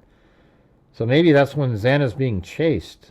The beer pong table was located in the living room, which is above Bethany's bedroom. Bethany stated she was not sure what the sequence of events were for sure, but she knows she heard Murphy bark, the beer pong table, and then the firecracker first before she called Dylan to see if she had heard the same thing. Bethany told me she tried calling Xana and Maddie at 4:21. Wow, what the hell is that? Which was unusual. Xana's Snapchat location was off, which made them worry. DM and BF called a friend to come over. Friend entered upstairs, came back frantically saying someone was on the floor. Xana. 911 was finally called. DM had difficulty talking and handed phone to friend. Post-discovery. DM claimed Xana was wearing a sweatshirt and underwear. Door was partially open but would normally shut completely. Police arrived as DM was still on the phone. Final remarks. DM admitted she had never seen Xana passed out on the floor, but had heard of her passing out from drinking before. Believed friend may have grabbed a knife from the kitchen upon re-entering the house. Key takeaways. DM was heavily intoxicated the night before and experienced fragmented but notable sensory inputs, lights, noises, voices. She and BF perceived strange events but were slow to react due to intoxication, grogginess, and disbelief. Multiple red flags had been perceived prior to the murders, including previous intrusions, surveillance, and fears. The sequence of events reveals crucial early witness information that later became part of the timeline leading to the suspect's identification. Let me know if you'd like this exported to a PDF. Alright. So that was pretty interesting, wasn't it? So about 91 now. This is... Received the call that her was driving to Moscow to retrieve... Okay, that's just about getting items. 92.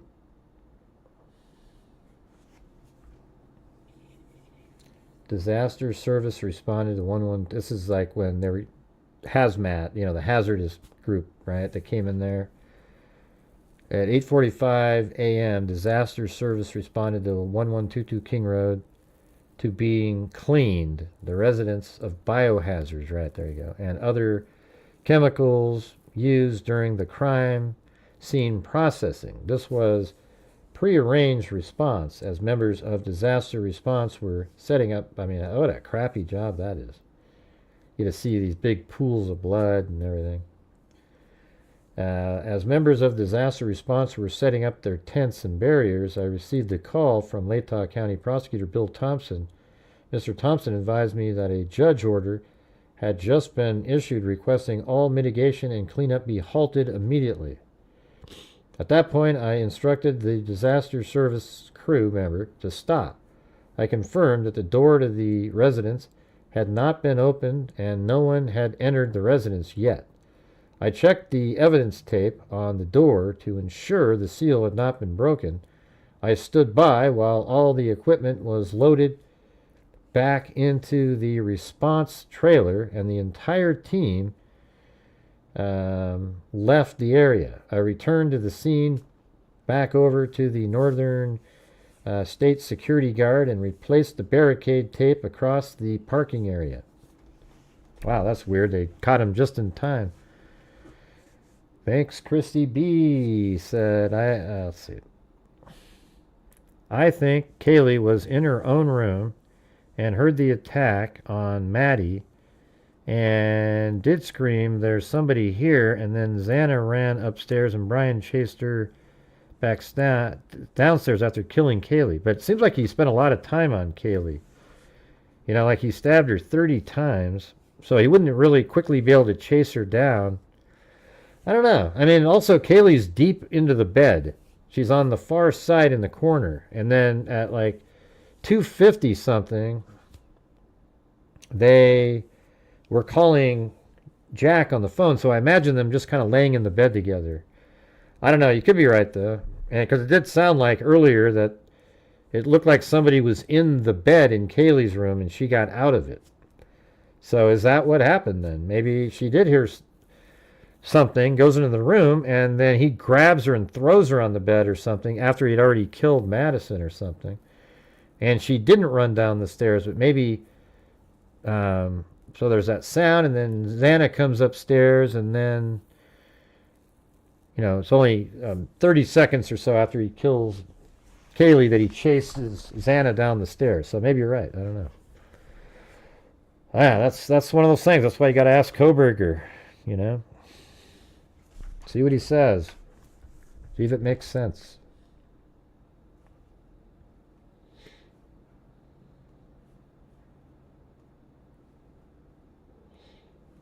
I think that's a pretty good idea, though, there. Christy B.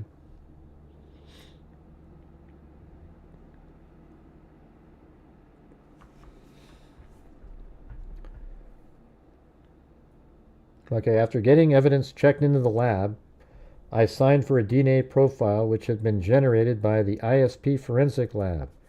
This DNA profile was collected from a knife sheath which was found by the ISP investigators from District 2 during the initial search of 1122 King Road on November 13th.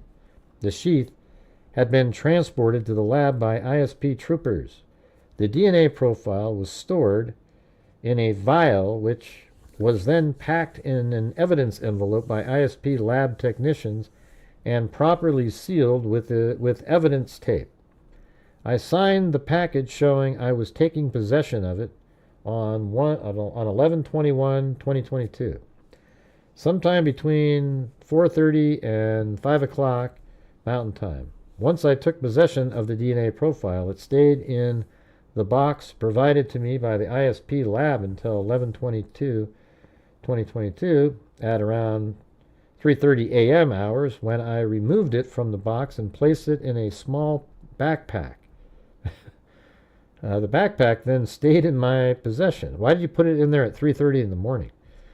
The backpack then stayed in my possession. The only time it was not physically holding the backpack was when I went through TSA security. Oh, so he was getting ready to fly at a crazy hour to avoid being seen, and then he flew it in the backpack to go get it to Othram Labs probably.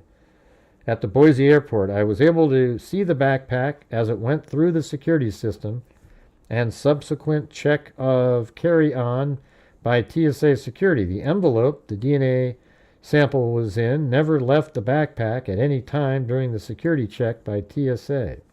There it is. I arrived in Houston, Texas. That's where Othram Labs is. At around 2 o'clock hours Central Time, I traveled to Othram, there you go, Inc., which is located in Woodlands.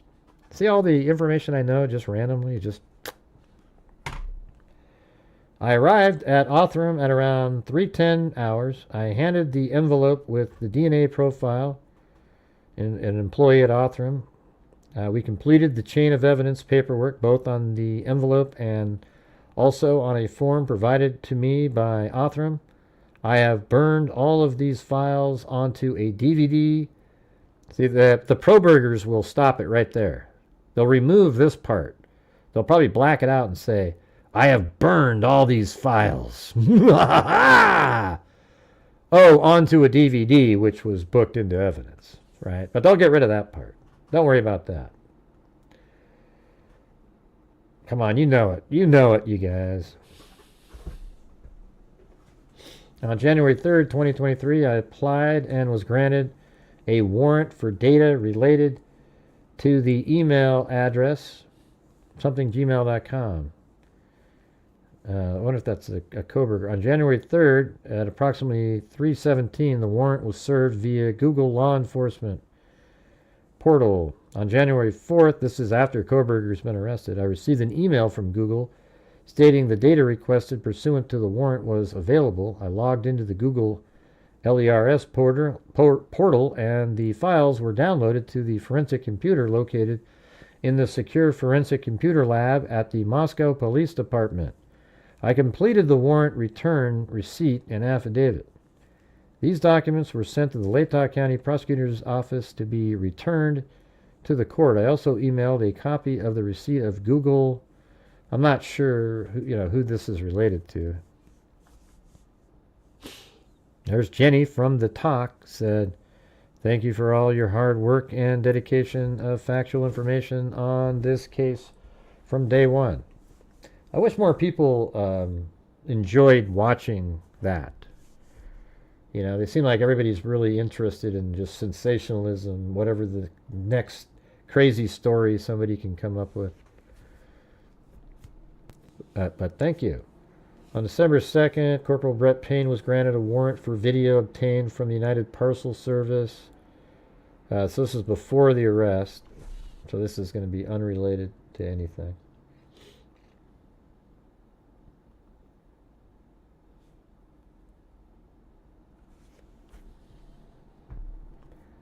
November 29th, I was tasked with having 5 vehicles from 1122 King Road move. Okay, that's not interesting. 97. On November 13th, I was at 1122 King Road. Transported Xana and Ethan from... I had Officer Waters stay... Oh, wait. When... Jay Waters followed. When they transported Xana and Ethan from 1122 King Road to their facility, I had Officer Waters stay at with Xana and Ethan so they could return and transport Kaylee and Madison. I followed from 1122 King Road back to their facility after they collected Kaylee and Madison. And that's just, yeah, it just sucks hearing them talked about it like that.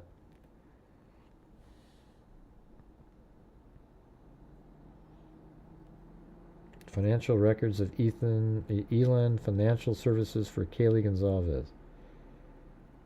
To see if any financial transactions could be located showing evidence in her murder. FBI Douglas assisted in the service. On December 22nd, approximately 6:25, the warrant was served. On January 5th, 2023, I received an email from S.A. Douglas providing the data requested pursuant to the warrant. I completed the warrant, returned the receipt. It's crazy how they have to just document everything. I mean, how do you even get anything done? Now, okay, this says on December 12, 2022, I applied for and was granted a warrant for sales records from Blue Ridge Knives for K-Bar KA1217s, USMC fighting knife sheaths, and shown purchases and quantities of Blue Ridge knives from K-Bar, including on or about 3/08/2022. Oh, this has got to be, well, that's weird that you would look at that date because that's the same month that he purchased it. Including on or about 3/8/2022, the purchase of 360 units. And on or about 6, wow, maybe he got one of those units, Kohberger, because that was 3/08 they bought it. And then 6/24/2022, the purchase of 480 units. Blue Ridge knives are wholesale for K-Bar knives and sheaths. FBI S.A. Douglas assisted. On December 13th, 2022 at approximately 7:54, the warrant was served via email to their company. On December 16th, 2022, I received an email from S.A. Douglas providing the data requested pursuant to the warrant. I downloaded the files of the forensic computer located in the secure forensic computer lab at the Moscow Police Department. I completed the warrant, return, receipt, and affidavit. These documents were sent to Latah County Prosecutor's Office to be returned to the court. I also emailed a couple of the receipts to Blue Ridge, as this was the originating email address associated with the documents.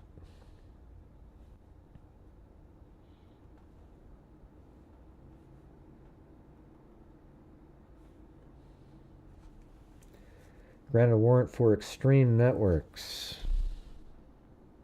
Yeah, I don't know about that.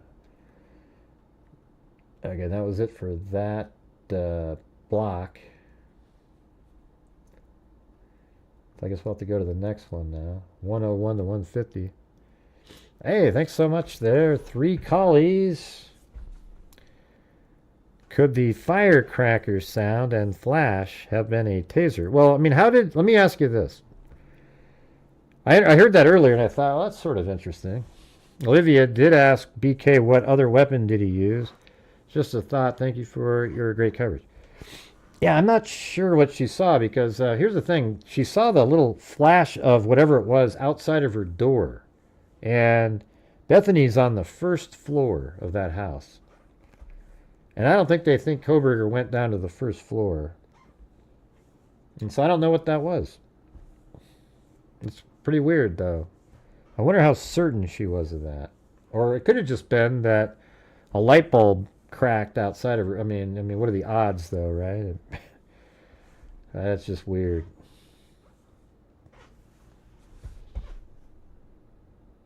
Yeah, he wasn't down on the first floor, though. That's the problem.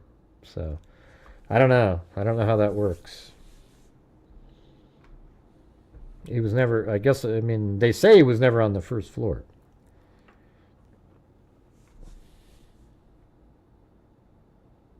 So I don't know what she saw.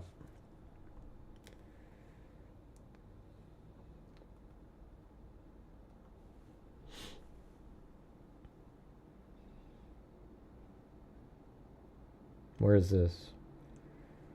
Hey, thank you so much, Leanne Bell, 1982. At approximately 2 o'clock, says members of the Idaho State Police and the FBI, additional evidence items were collected from 1122 King Road. That was on 1/6. What the hell are they doing?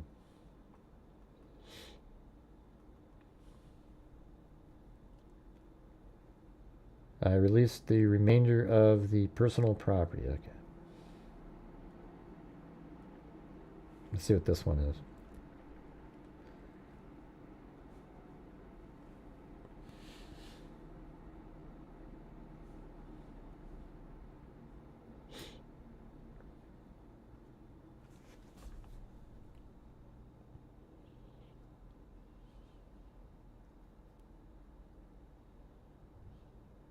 There we go.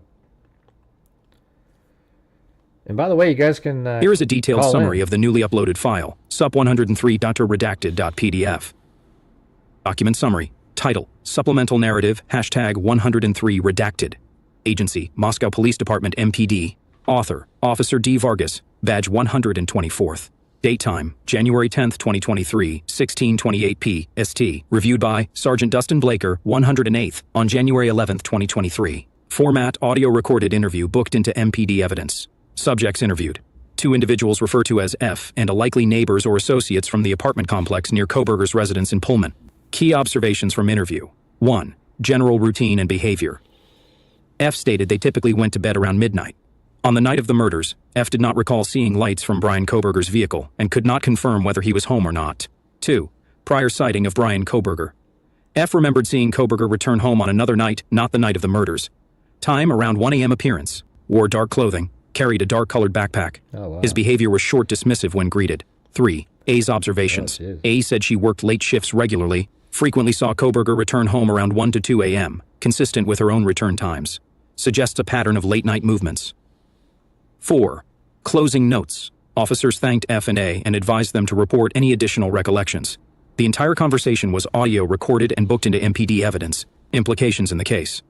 This statement does not confirm Brian Kohberger's presence or absence at home on the night of the murders. It suggests a pattern of Kohberger's late-night activity, aligning with movements consistent with the early morning timeline of the 1122 King Road homicides. The short demeanor noted by F may be minor, but could support behavioral observations if compared across other accounts. Would you like this merged with the previous summary SUP 90 into one combined document, or formatted into a visual timeline or PDF? So that's pretty interesting, right? So it says, and she had been speaking with about the questions she was asked. One question being if she ever seen Brian with anyone else. This lady with the initial F told me they did remember at a time when they returned home and said they saw Brian sitting on the stairs. I mean, that's crazy because I have my 360-degree camera. I actually walk up those stairs, so it's weird to be able to sit there and I've been there.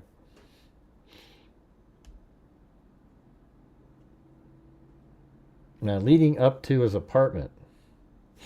Now, we should see if we can load that sucker up. Hold on. I don't know why. I just want to...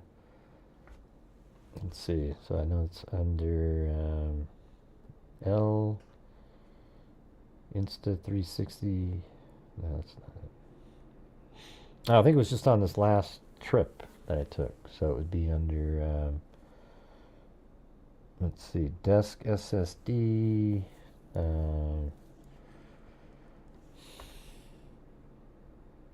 Insta360. No. Where did I store that? Oh, Idaho 2025. Insta360X5.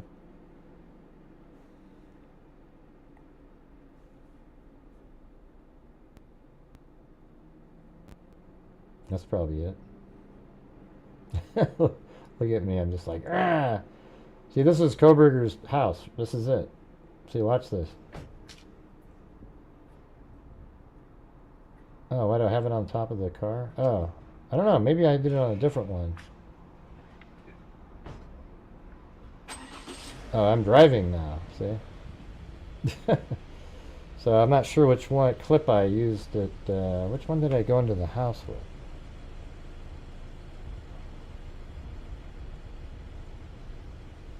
Could it be that one?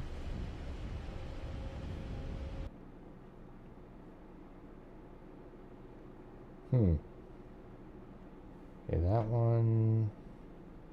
620, 6.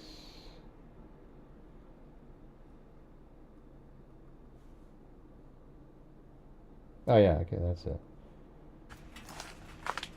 So this is Kohberger's apartment right here, apartment G. So you guys get to see it all here. Look at it. So that means that what they're talking about is he was sitting on these stairs right here. Because this is his apartment, so right on this first flight up and then on the left there. Right there. That's his apartment right there. See that? So it says he was... Brian was sitting on the stairs leading up to his apartment next to a male. So there's some other person, I guess. I described the male as having light brown skin, a sleeve tattooed on his left arm, wearing a sleeveless shirt and shorts. F said the male was riding a dark-colored blue or black Harley-type motorcycle. F said the motorcycle was not a sport bike and was very loud. F said he and A had both noticed Brian and the male talking, but said that as they got closer, both Brian and the male stopped talking and looked at them. A said that Brian acknowledged them and asked how it was going. Maybe this is the "did you arrest anybody else" person. A said it seemed as if Brian was acting overly nice. A and F said when they walked away to their apartment, Brian and the male were still silent and did not continue their conversation. F said he saw the male get up and heard the motorcycle start, but did not see him drive off. F and A said this was the only time they ever saw this person and or saw or heard the motorcycle.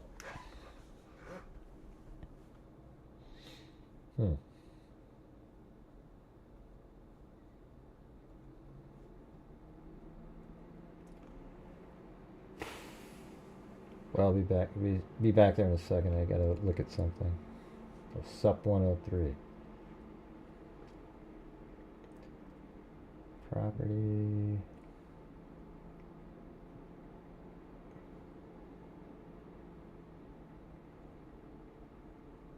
Rename. I'm gonna try to mark some of these ones that I thought were interesting. All right.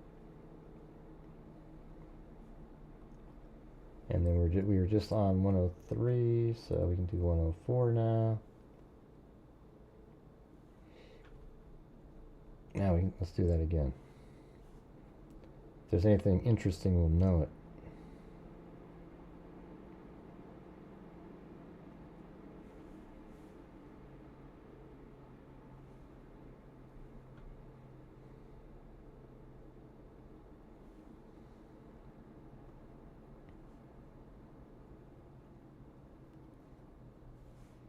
Oh, we get trolls in here tonight? Oh, yeah, the Papa Rogers guy. Here's a detailed summary of SUP 104.redacted.pdf, a supplemental law enforcement narrative involving the DoorDash delivery driver's eyewitness account in the Brian Kohberger, Moscow homicides case. Document summary. Hey. Title, Supplemental Narrative 104 Redacted. Author, Brett Payne, Detective, MPD. Incident number, 22M0-9903. We found the DoorDash one then. All right, here we go. All right, so before I even open it up, I'm going to close this out and mark it because that's one I was looking for.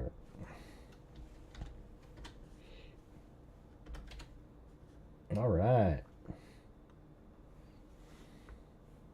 Looks like we found the DoorDash one. SUP 104. Let's see. On November 23rd, 2022, at approximately 8:39 hours, and there's that M, that's her first letters, came to the Moscow Police Department, so 10 days after, to be interviewed about her presence in the area of 1122 King Road during, oh man, this is going to be awesome, during the early morning hours of November 13th, 2022. M was identified as being in the area through records obtained from DoorDash via a search warrant and was confirmed as being in the area based off a Google geofence warrant which was obtained as a result of this investigation. I was accompanied by FBI Special Agent Alex Skelton during this interview. M told me she worked for 12 to 18 hours on the night of November 12th to the 13th and received 3 orders in the King Road, Queen Road area. 2 of the orders were at a different address, apartment complex, which is immediately to the east of 1122 King Road. And I think her name is Molly, said the delivery at 1122 King Road was her final order for the evening. M said she could not find the 1122 King Road address as the address number was hidden by the porch light, which caused her to remain in the area for approximately 15 minutes. Oh, man. Oh, God, that's crazy now. So that means she was there. Oh, this is... Also stated her Google Maps told her to go to the parking lot immediately behind 1122 King Road. What does that mean, behind? Because there's no parking lot behind her house.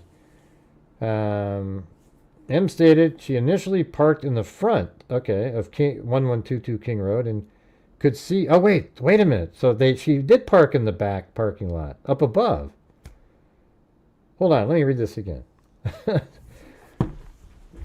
She's hidden on the porch light, which caused her to remain in the area for approximately 15 minutes. M also stated her Google Maps told her to go to the parking lot immediately behind, so in that back area where Kohberger might have parked. So that would kind of make sense. That's something other people were saying, and I just didn't think that the DoorDash driver would possibly go back there.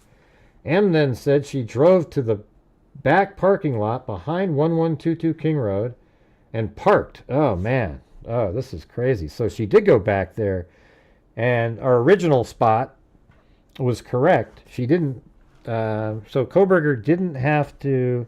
Kohberger didn't have to park in that front parking area so that she could see her when she pulled in, because she parked behind in the back parking lot. I mean, that's amazing. Holy shit, this is what I was looking for. M stated she initially parked in the front of 1122 King Road and could see a female... let me do this again. So M also stated her Google Maps told her to go to the parking lot immediately behind 1122 King Road. M stated she initially parked in the front of 1122 King Road and could see a female in the top left window. Top left window. That would be the bathroom. I don't know. That doesn't make any sense. Top left window, the third-story bathroom. Okay, it does say that. The third-story bathroom. M said she saw the same female a couple more times in the same window, and she would duck down when M looked at her. That's so weird. So that could have been like 3:45 if she was there for 15 minutes. M then said she drove to the back parking lot behind 1122 King Road. See, I knew she was there for longer. Remember how I said that? That she was there for quite a bit longer, I think, than we thought she was. M then said she drove to the back parking lot behind 1122 King Road and parked. She stated she could see the back courtyard area behind the house. So maybe the delivery was at that back, like we were thinking. Let's see what she said. House, and notice all of the lights were on. M stated her map told her to walk into the back of the house, but she did not feel comfortable doing so because there was no path. Said she started to walk down the road, which runs north and south immediately to the east of the residence. M stated a tan sedan drove next to her while she was walking. But at that time you don't know if it's tan or white or whatever. M said there was one male driver and noticed he did not look at me. She said he looked completely zoned and just drove by her. M later stated the driver was white with blonde or red spiky hair. I don't know who this is then. Also noticed the dome light in the car was on it when, when it went by, and later told me the male was wearing a light-colored collared shirt. M stated she walked back up to her car and drove back to the front of 1122 King Road, at which point she saw the address number. M said she placed the order at the front door. Okay, so that GPS coordinate is off. Took a picture and then left at approximately 4 o'clock. Wow. But she, when she says approximately 4, see, I think it's 3, or it could be right around 4, but it's like 4 o'clock and 20-something seconds or 4 o'clock and 30 seconds. During the time that M was in the area of King Road residence, the white Elantra can be seen via the King Road camera driving back and forth. Okay, during the time M was in the area of the King Road residence. Right, because that means she was there from, like, that. I mean, that's nuts. Let's take a look at this really quick. Let me turn these all.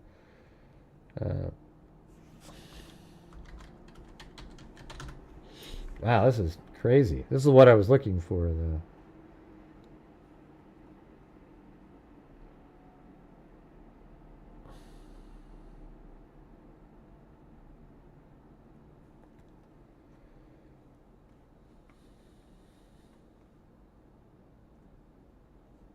So if it was like 15 minutes, that means at like 3... I mean, I don't know when you say back and forth. It actually was gone a lot of that time. Because if I remember right, it comes back in at like 3:56, but it was gone from 3:39, basically, all the way up until then. It drove around over here, though. Well, that's interesting. Now, you know those other times when the vehicle drove by and it went over here? It could have been because that DoorDash car was there and he was like freaked out and didn't want to come in. So he would just go over here, turn around and go back, and he was watching what the DoorDash driver was doing that whole time. Because remember, there's a couple times in that time frame where he drives over, does not come into here, and also doesn't go this way. So likely is parked right there where you can see through this alley right at the house, and then he goes back around. Wow, that's nuts.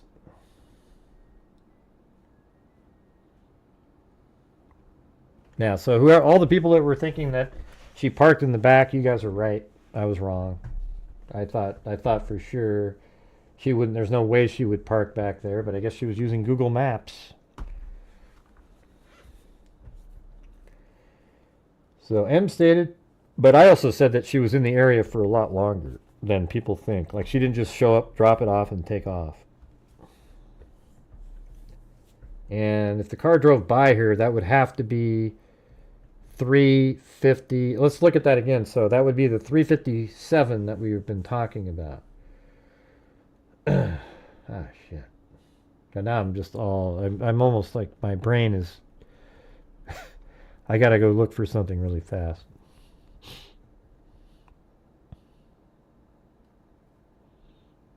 Kohberger.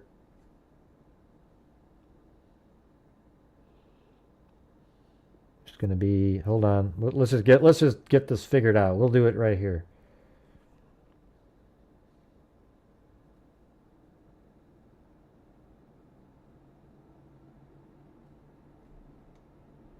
If I can find it.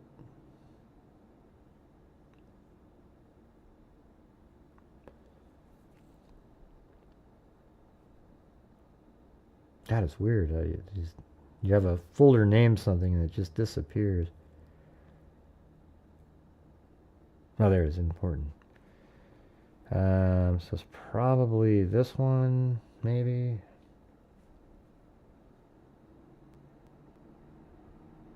Yeah. There it is. All right, so like it's going to be right in here. Check it out. Let's just see what's going on here. Headlights are seen traveling south on Walanta. No, that's not what we're talking about. Vehicle headlights turn east on the Paradise Drive. No. Headlights are seen traveling north on Walanta. So here it goes. At 3:45, right? That's about when she would have got there, right? Headlights are seen traveling north on Walanta Drive, which is right here. Okay, it goes right there. But then check it out. The next one is the headlights are seen traveling south on Walenta Drive. So that means they're going this direction. I know I got a lot of crap on the screen, but just realize that the car goes this way. However, every single time the vehicle comes into the complex, this camera on this building right here films it. So that means it did not go in there. It means that it drove by and stopped over here somewhere and then went this way. And maybe they didn't go in there. And you know what we never really thought of is maybe that long pause of that 18 minutes or so is because the DoorDash driver is there that whole time. That's crazy. And then it sounds like she went driving back. Let's look at this again. This all could just totally make a complete sense. She initially parked in the front. Oh, God, see? When she was in the front, he would do that thing where he'd park over there, see, and then keep moving around, right? Then she drove to the back. Guess what? That's when Kohberger came back in again. And that is when, oh, this is amazing. This is so perfect. It's incredible. And then look at this. So it happens a whole bunch of times. 3:48. Headlights are seen traveling north on Walanta Drive. Headlights are seen traveling south again. So it's from 350 to 351. He did the same damn thing where he didn't go into the complex again. And then he heads away. Headlights are seen traveling south on Walenta Drive. Headlights are seen traveling north on Walenta Drive. And it doesn't go in there again. And then the vehicle comes in at 3:56:24. And then at 3:56:57, the vehicle is seen matching the description of vehicle 1 is traveling east along 500 Queen Road. And then at 3:57:27, the headlights beam around. So what's happening at 3:57:27 is coming around as it's turning. She's walking here and he's driving by her right there, right at that moment.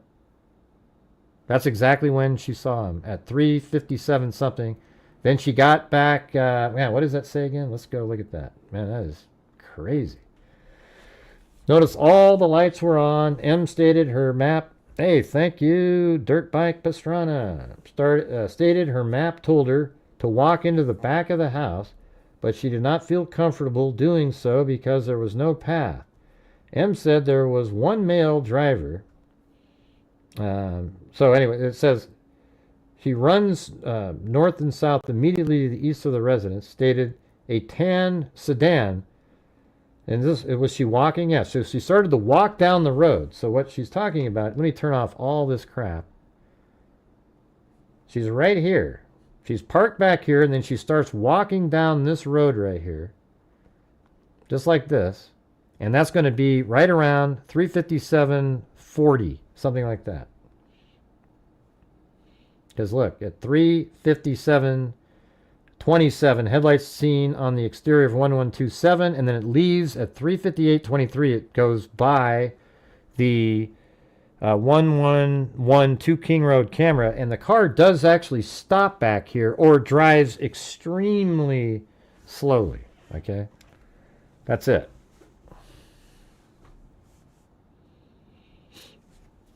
So started to walk back to her car, and so I think I skipped some parts up here. A tan sedan drove next to her while she was walking. M said there was one male driver and noticed he did not look at me. She said he looked completely zoned and just drove by her. M later stated the driver was white with blonde or red spiky hair. I'm not sure what that comes in. Also, noticed the dome light in the car was on when it went by, and later told me the male was wearing a light-colored collar shirt. M stated she walked back to her car, so she goes back behind there again, And then she drove back to the front, which totally makes sense timing-wise, right? So he passes her at 3:58. Then she turns around, walks back to her car, gets probably to her car at 3:59, pulls up in front of the house, and the key fob sound is exactly her. Now let's see if it mentions that in here. Thanks, Justin Gill. Later stated the driver, stated she walked back to her car and drove back to the front of 1122 King Road, at which point she saw the address numbers. M said she placed the order at the front door, took a picture, and then left at approximately 4. However, if you look at my... hold on a second. I got to try to open up my timeline. Look at this timeline here. It's crazy.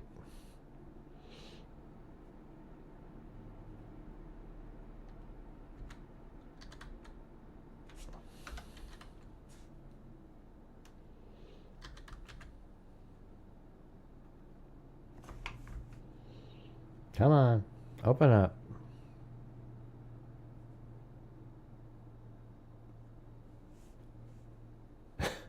I don't know what's happening. Excel's not opening for some reason. It's weird. I click on it and it just doesn't open. But it's something right around 4 o'clock and 25 seconds or so. She doesn't, you hear the key fob on her car again. And then that's when she's leaving. So it's like 4 o'clock and like 30 seconds or so. She's probably in her car, turning it on and leaving.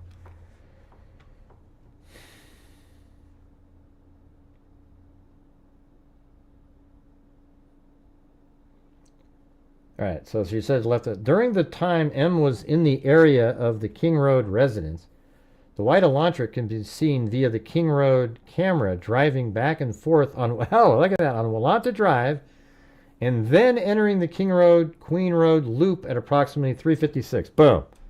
I just said that exact same thing. It just keeps driving back and forth, watching the DoorDash driver. Wow. At the point M pulled into the front parking lot, before she dropped the order off, the white Elantra pulled in. Let's see. At the point M pulled into the front parking lot before she dropped the order off, so she went there first, then drove back behind. The white Elantra pulled in behind M vehicle, a gray Subaru Forester, and then exited the King Road at approximately 3:58. So that means she is on surveillance. They just haven't showed us. It came in at 3:56. See, isn't that amazing? Didn't I tell you guys that she parked there at the time the car is driving around behind 500 Queen Road? That's exactly what happened right here. See, he pulls in at 3:56. She's behind. She gets in her car. What's weird is she must have parked for a long time behind there for him to have driven by her earlier. You know, like that would have been the 30, I don't know, man. I don't know. That's weird. That part's a little bit confusing, but man, that's crazy. So 3:56 hours is when he pulls back into the complex. And then at the point M pulled into the front parking lot. That's exactly what I said. And then she dropped the order off, but then the white Elantra pulls in behind M right as she's right there. And when he says behind M, does that mean he pulls into the parking lot too? Pulled in behind M's vehicle, a gray Subaru Forester, and then exited the King Road at approximately 3:58. M did not mention seeing the white Elantra behind her at any time. You must have missed it. I continued to question M about her time near the residence. She told me she walked down Queen Road at one point with her flashlight out.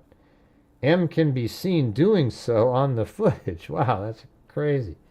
From King Road, she's on that camera, 1112 King Road. Also continued to tell me the female she saw in the upstairs bathroom window would duck down when M looked at her. M described her as having long brown hair. M stated, maybe that was Kaylee, stated she could not identify the girl as one of the victims. Approximately 30 minutes into the interview, S.A. Skelton requested that M take part in a cognitive interview, so she was probably having that same issue.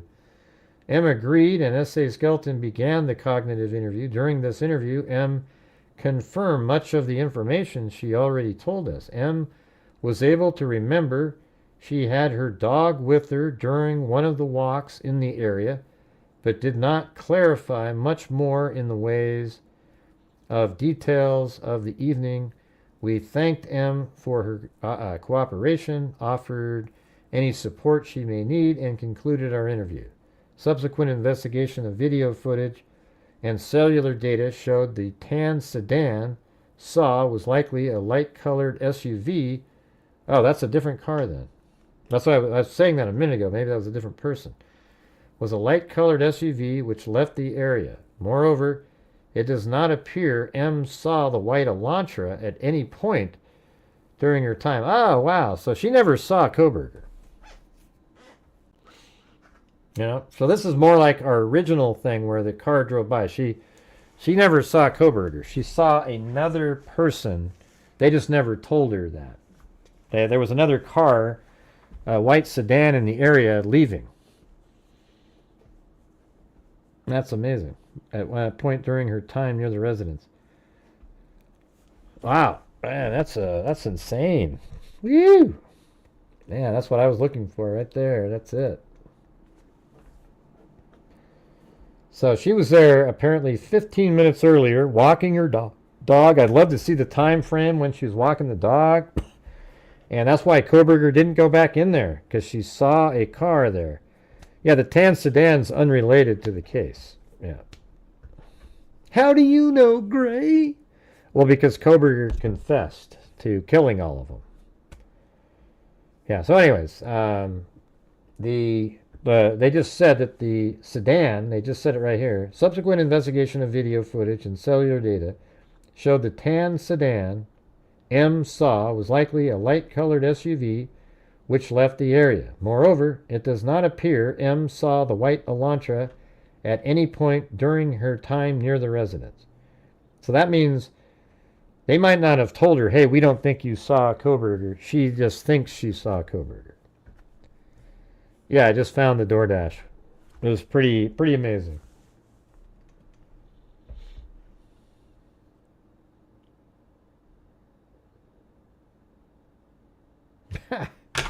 Man, I don't know. I'm just like pumped. That's amazing. That's crazy.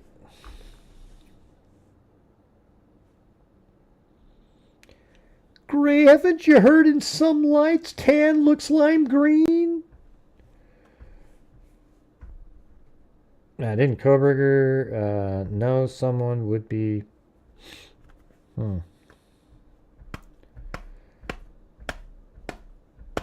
Wow. Man, that is just... I almost feel like reading it again. Do you guys mind? This time I'll try not to stop, but let's see. Let me record it. I'm gonna try to like record this, make a video or something out of it. Let's see what happens.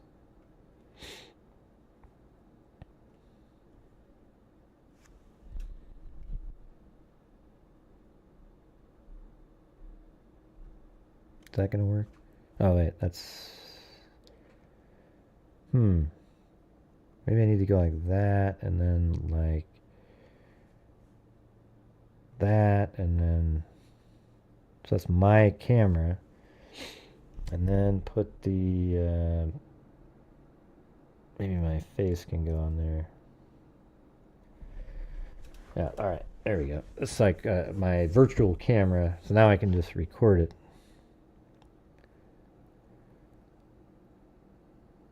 All right, so check it out. We've got the DoorDash driver interview, the narrative from the DoorDash driver.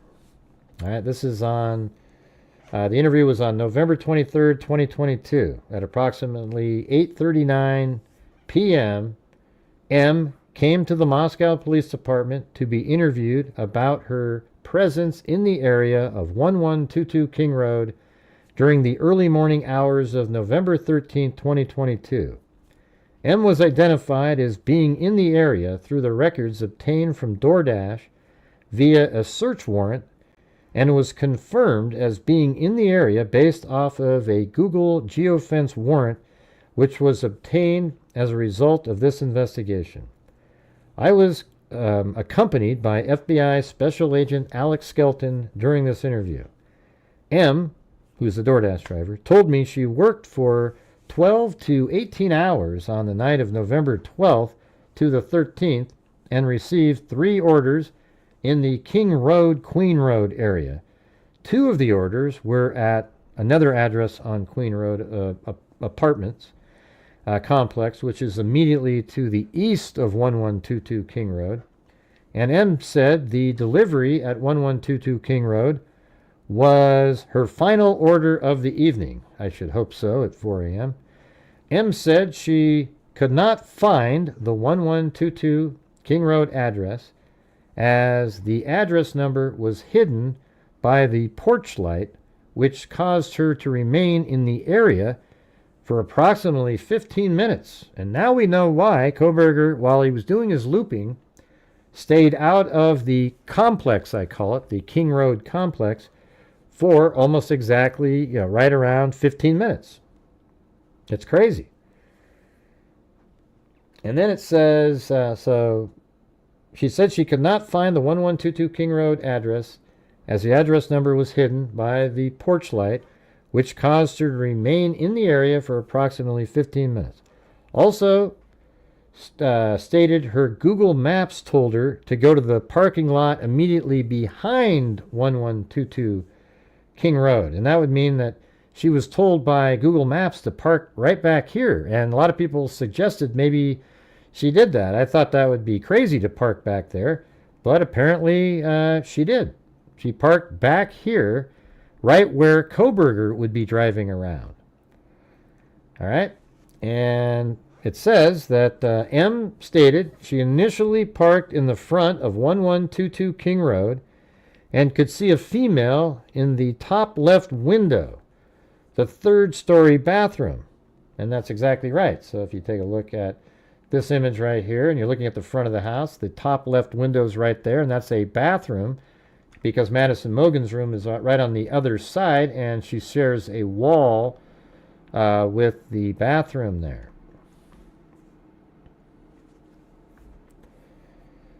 And M said she saw the same female a couple more times in the same window, and she would duck down, and then M looked at her.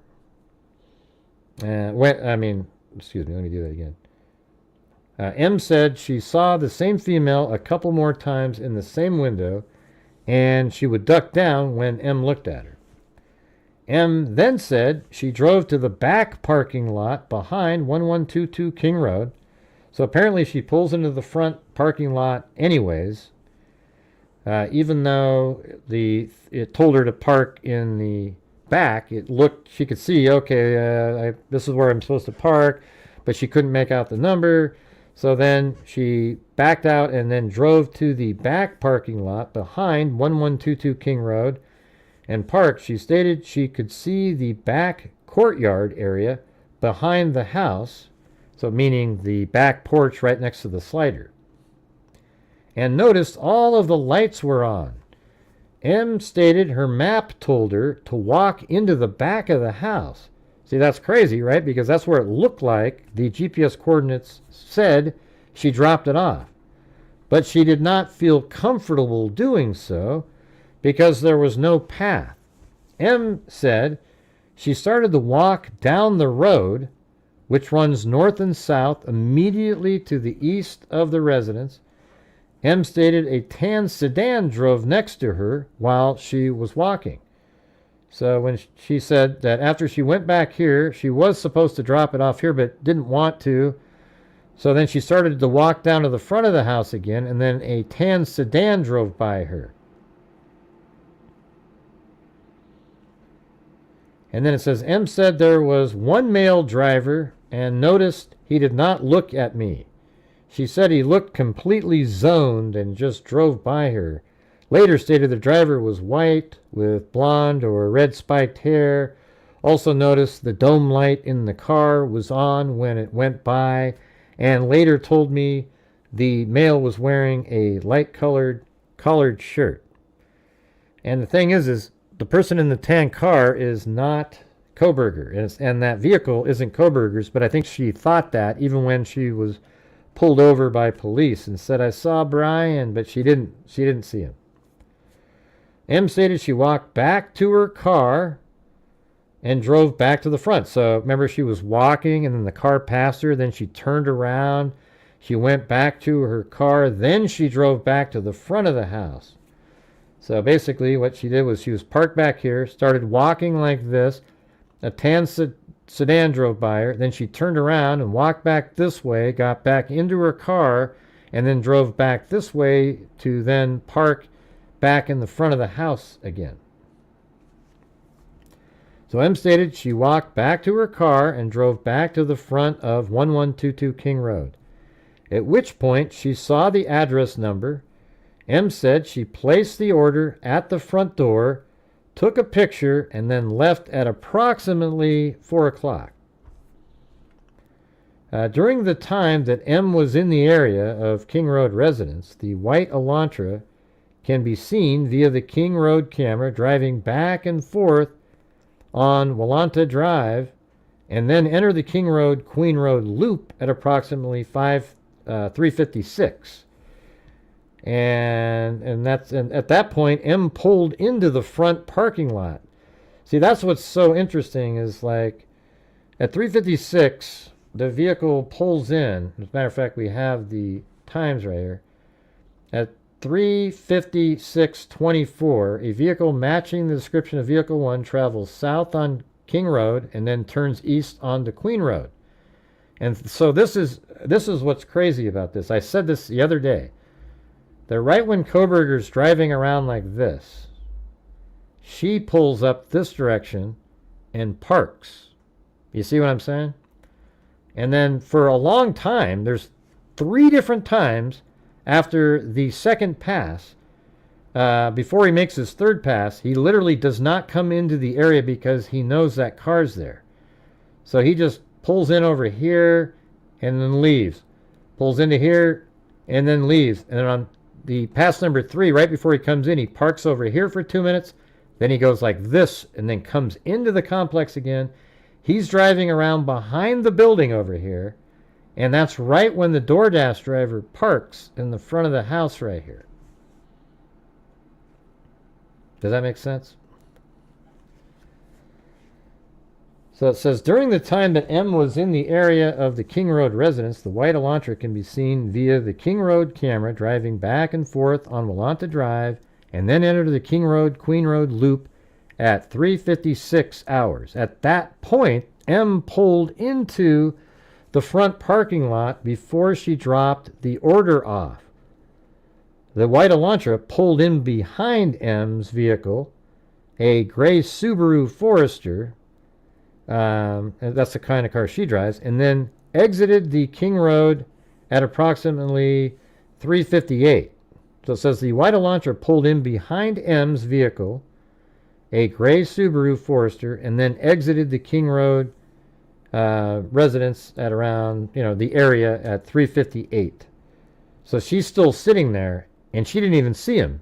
She probably was going over to drop the DoorDash, or it was in her car, whatever it was, because she didn't drop it off till 3:59. So she didn't see him. And it says, I continued to, right down here it says, M did not mention seeing the white Elantra behind her at any time. I continued to question M about her time near the residence. She told me she walked down Queen Road at one point with her flashlight out. M can be seen doing so on the footage. So that means on the 1112 King Road footage, they actually can see the DoorDash driver walking around with a flashlight. M also continued to tell me the female she saw in the upstairs bathroom window would duck down when M looked at her. M described her as having long brown hair. M stated she could not identify the girl as one of the victims. Approximately 30 minutes into the interview, S.A. Skelton requested M take part in a cognitive interview. M agreed as S.A. Skelton began the cognitive interview. During this interview, M confirmed much of the information she already told us. M was able to remember she had her dog with her during one of the walks in the area, but did not clarify much more in the ways of the details of the evening. She did not clarify more in the ways of the details of the evening. We thanked for her cooperation. We thanked her. It doesn't say, well, it says we thanked M for her cooperation, offered any support she may need, and concluded the interview. Subsequent investigation of video footage and cellular data showed the tan sedan M saw was likely a light-colored SUV which left the area. Moreover, it does not appear M saw the white Elantra at any point during her time near the residence.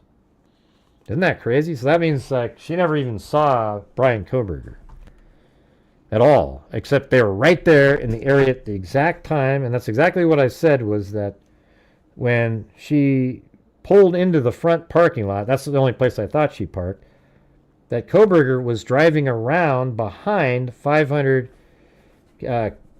Queen Road at the time. And that's why they passed each other at like 350, 750 or so. And she hadn't even delivered the DoorDash yet. But so we did get it correct, that when they passed each other, it was down in that area. The part that's not right is I thought she parked down there originally, but she actually did park for a while in the back, but that's not where the sighting of Kohberger was. It was when she parked in the front. So I guess ultimately we had it right. I just didn't know that she at one point also parked in the back. That was just a different vehicle. Wow, isn't that amazing? Can I get a boom? That's cool stuff right there. I don't know why my Excel won't open though. Let me do one of those Control-Alt-Deletes for a second. And see what's happening here. Maybe there's a task I can get rid of.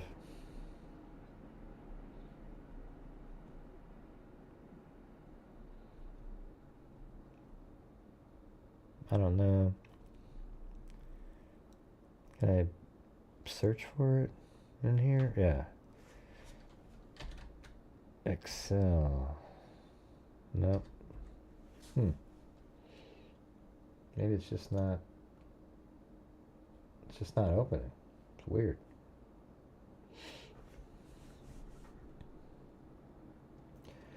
Well, you guys, I don't know. I'm pretty beat. It's been a long freaking day for me. I mean, I'm kind of pumped that we found that document. That's the one I was looking for. So that's pretty sweet. All right. Well, anyways, maybe I'll put a video out tomorrow, and I'll try to get my Excel working, and I'll just, get up in the morning, put it out there, and maybe you guys can share it with everybody. I think it'd be pretty sweet, because having that Excel spreadsheet out at the same time will literally just go, oh, boom, there it is. I wish they had talked about, did she use her key fob? That would have been pretty important.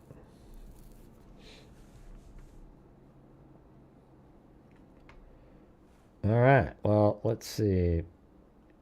Thank you to Chris Cunningham, new member, Kubi, new member. Then we had Cheryl get to the membership, Richard Watts, Shay, Amy D, Kelsey Page, Patricia, Selby, Zoe Boyd. Picture of his mom and sister today. Oh, you did? Oh. Let's see. I didn't see that.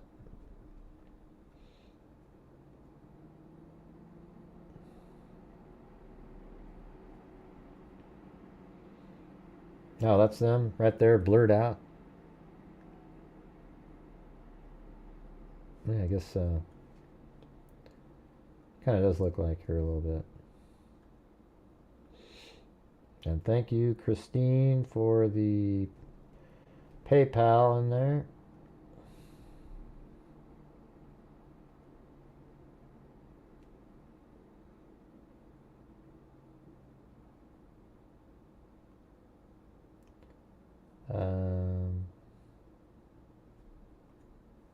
Not sure why I had to ask for request.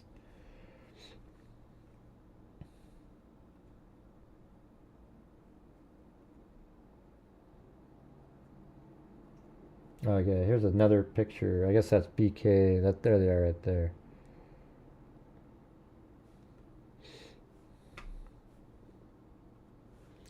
All right, also Kathy Friedenmaker, Dixie Hippie, Lord Webb, ECW, Alaska Chick, at Jen. Well, I mean, hell, let's start over again. Chris Cunningham again. Then we have Kubi. And then Cheryl, Richard Watts, Shay, who called in yesterday. And then Amy became a member. Kelsey, YouTube member. And then Patricia Selby, super sticker. Then Exali Boyd or something. I'm not sure how to pronounce that. Kathy Friedenmaker, Dixie Hippie, Lord Webb, ECW002, Alaska Chick. Then we have Jen7448, Jessica Schubach, Tamara, Shamo0524. God, that was so cool being able to find that. And then Lord Webb, Christy, Jen from the Talk, 3 Collies, Leanne Bell. Leanne Bell became a YouTube member. Then Rampage gifted 5. Very cool, very cool. Thank you. Dirt Bike Pastrana. Wow. Yep, that was getting wow. And then Dirt Bike Pastrana gifted a membership. Then we have Scottster.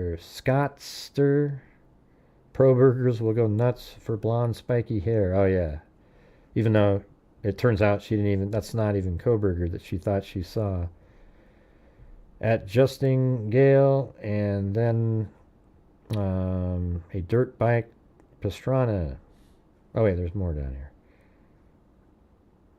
And then Dirt Bike Pastrana again, but gray. Tan can look lime green. Dixie Hippie. I'm late on all the coverage. Thanks, Gray. Mustang Sally. Yeah, you missed a lot today.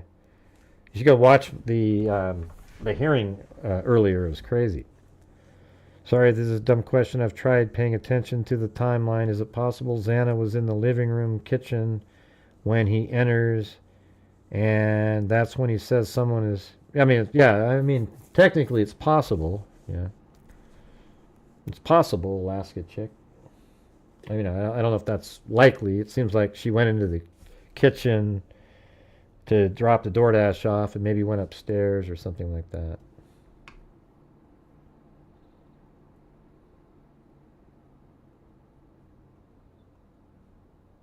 Hey, what happened? How come these comments got removed? By Cheryl. Yeah. I think your comment got removed accidentally. All right. Well, anyways, I appreciate everybody watching today. I'm sure we'll have more to go over tomorrow. We got the rest of those files to go check through. We made some pretty good, damage. Going a big dent into it right there. So pretty cool. All right, everybody. Thanks for being here, and hope you enjoyed the show. Did you like it? Like, that was pretty. I thought it was pretty awesome. Actually, found the thing that we were looking for. They should hire her, but man, Olivia was good. All right, so thanks everybody. We'll see you later. And as I always say, until next time. Let's see. What do I do? Put that on the screen. Oh, that's right. I gotta put that there. Till next time. Be safe out there. And a 1 and a 2 and a 3 and a 4. Yeah, I've been doing this true crime thing for quite a while now. And during this whole time, I have not seen one person. Not even one, Gray! Not even Crime one. dissector, flag rejector, I'm a certified human Lie detector. I'm gonna get ya on a stretcher if you try and play me like an old projector. Crime sector. Here's my nectar, Professor Gray is gonna give another lecture. Crime collector, freak connector, and I'm always gonna be a protector. Interceptor. And I'm Me a little speckle with a vector. Inspector with all respect, y'all. Just remember I've a temple fucking Injection. I have no agenda. I'm the pretender. Blender, little secretary is right without a blender. And in the Ender, end, I'm gonna send send you ya on a mission. to reveal the true offender. Yeah, so I'll just get right back. All to right, crime. freaks.